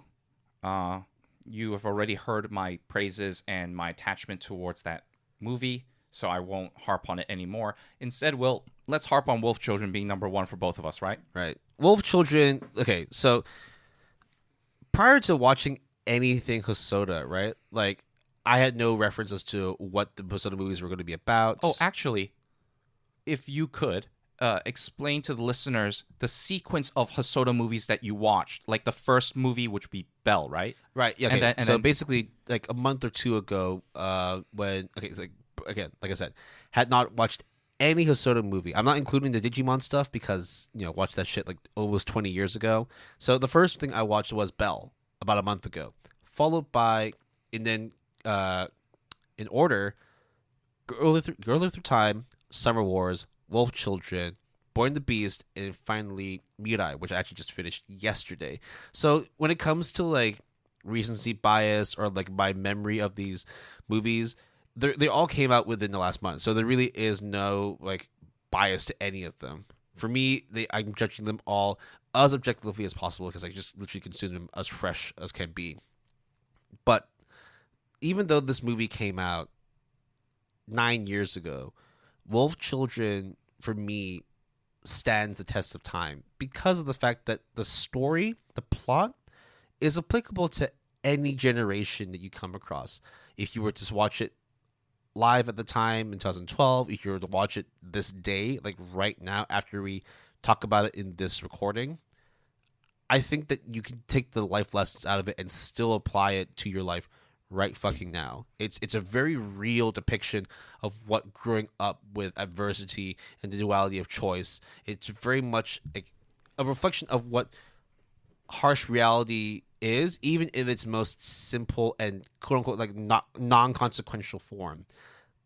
Visually, it's good. Music wise, it's good. It's definitely not that musical audio masterpiece that is Bell or even to an extent Summer Wars or even Boy and the Beast, right? But the message it sends, the feeling you get out of it, like there are going to be tear jerking moments watching this movie. Like if it comes to like actually the tear jerking moments, this one has the most. Absolutely, abso-fucking-lutely. I think. Oh, by the way, I know like we're actually recording on the podcast, but if you want to get more chicken bites for later, we're hungry as shit. Also because we might be more like, yeah, okay, fuck it. Anyways, Wolf Children. When I were to describe the Mamoru Hosoda film catalog,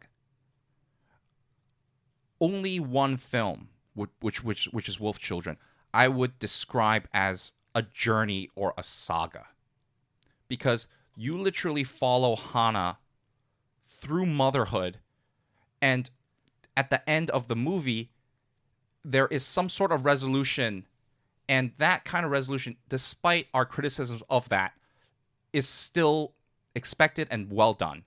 And there is a huge difference because whereas in Mirai, I would say the before and after are very different.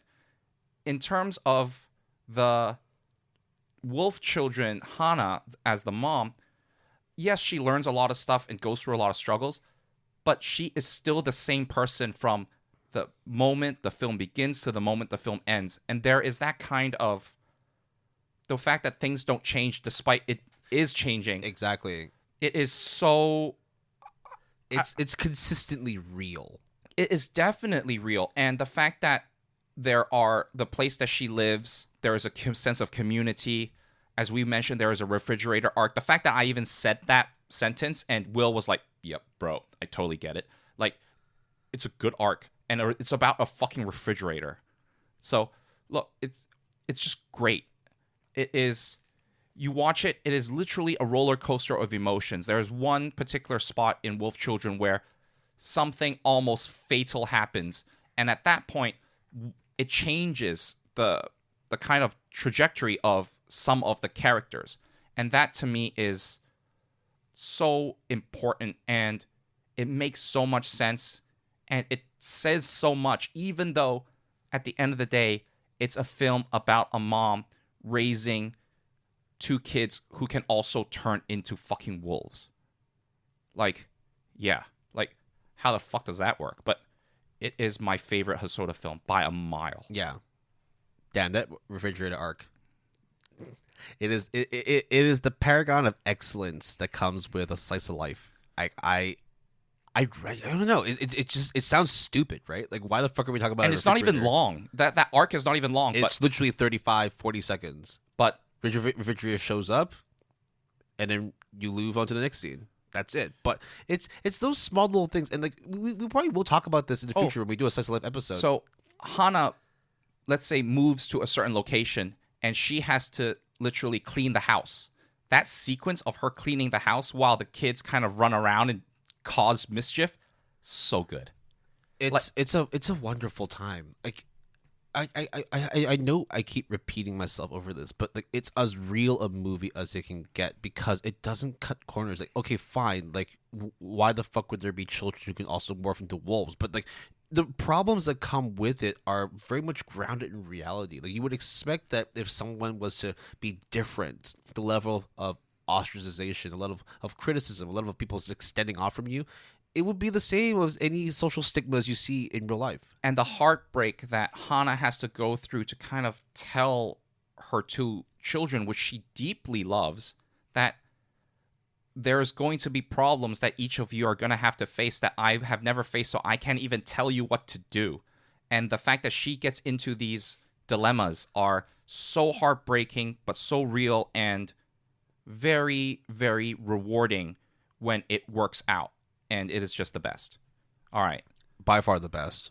But then again, it doesn't mean that the other 5 movies aren't good. Like, every Hosoda movie I found enjoyment out of. And it's hard to say that because a lot of times when you have a varied and long like filmography, there's bound to be one or two things that you don't really click with, you don't really enjoy. But I definitely found enjoyment out of all the Hosoda movies. It's definitely a crowd pleaser at the very least. So that's my closing thoughts. Will, anything else you want to say? Pretty much the same. I think like if you wanted to get into Hosoda movies or even just into anime in general, Belle is definitely one to watch along with Girl Who Left Through Time. And if you want something that really hits home and probably will strum the strings of your heart, Wolf Children. I would say Belle first, then Wolf Children, then Girl Who Left Through Time.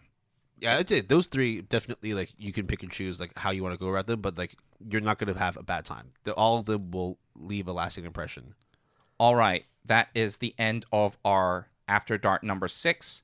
You can always reach us through our email, gapalette@gmail.com. That's GAPALETTE@gmail.com, all lowercase, all one word. You can also contact us on Twitter using the handle @PaletteGood. That's capital P and capital G, all one word. We have a Facebook page at www.facebook.com/PaletteGood, capital P, capital G, all one word. And we have a website, www.goodanimepalette.com, all lowercase, all one word. You can join us on Discord. We have a Mal Club, which is really sad because it's just Will and I right now. Please join if you want. The Discord, though, has a few more people, but we would like more participation with people, with you guys, and just chat and just like bond over anime and manga, and you can tell me how wrong I am about Mirai and Boy and the Beast. Music credits for this episode. Our intro music is Shakedown by Lofive. Our break music is Up and Down by Toby Tranter. And our outro music is Sunset Dew by Lupus Nocte. All music was provided courtesy of epidemicsound.com. If you're interested in using Epidemic Sound as a service, we will have a referral link that is provided for you in the show description. All right. So, in terms of the director spotlight, we first started with Masaki Yuasa. I would say, your favorite, right? By far. Mamoru Hosoda is my favorite anime film director by far. And then afterwards, we're going to start talking about directors that are, of course, inferior to the two. I'm joking, though. We're not. No. Yes, they are inferior, but not necessarily in the way that we say it. Like, these are all these future episodes about director spotlights or, staff spotlights are all important and influential in their own right. It's just that in terms of personal attachment and films that we vibe with, Will vibes with Masaki Yuasa a lot, even though I like Masaki Yuasa a lot, and I vibe a lot with Mamoru Hosoda, and Will still likes Mamoru Hosoda. Yep. So, who are we going to talk about in the next seasons? I mean, I actually know, but we're not going to tell you. You'll find out when you stay tuned for all the upcoming episodes, whether it's the regular episodes or the After Dark episodes. So, Thank you very much for listening to today's episode. We hope you have a wonderful weekend or whenever the hell you've been listening to this. Just enjoy your day. Go outside or, hey, watch Belle. If you can find Belle. Yeah. If you can't, well, just wait a bit longer. Or actually, yeah, in the U.S., you'll watch it in a couple weeks' time. Or, hey, if you have the Digimon movie, let me know because I want to get a copy of that. So You have a copy, bro. No, but it's in that really weird format where it's in the shape of a card, and I can't really put it in my PS4 drive. What? I know what you're talking about. It's actually in the shape of a rectangular card. Oh fuck, I remember those. Which you have to place very carefully in a CD drive, and you can't put. That's like the mini CDs exactly. kind of bullshit. And you can't put it into a PS4 because it'll just get stuck in there. Dude, I remember that. Fuck that. Right. So hey, if anyone has a way to just send me like an actual DVD, hey, hit me up. Just call Toei Animation. We got you. All right. Okay. Well, enjoy the rest of your week. We'll talk to you very, very soon. Peace.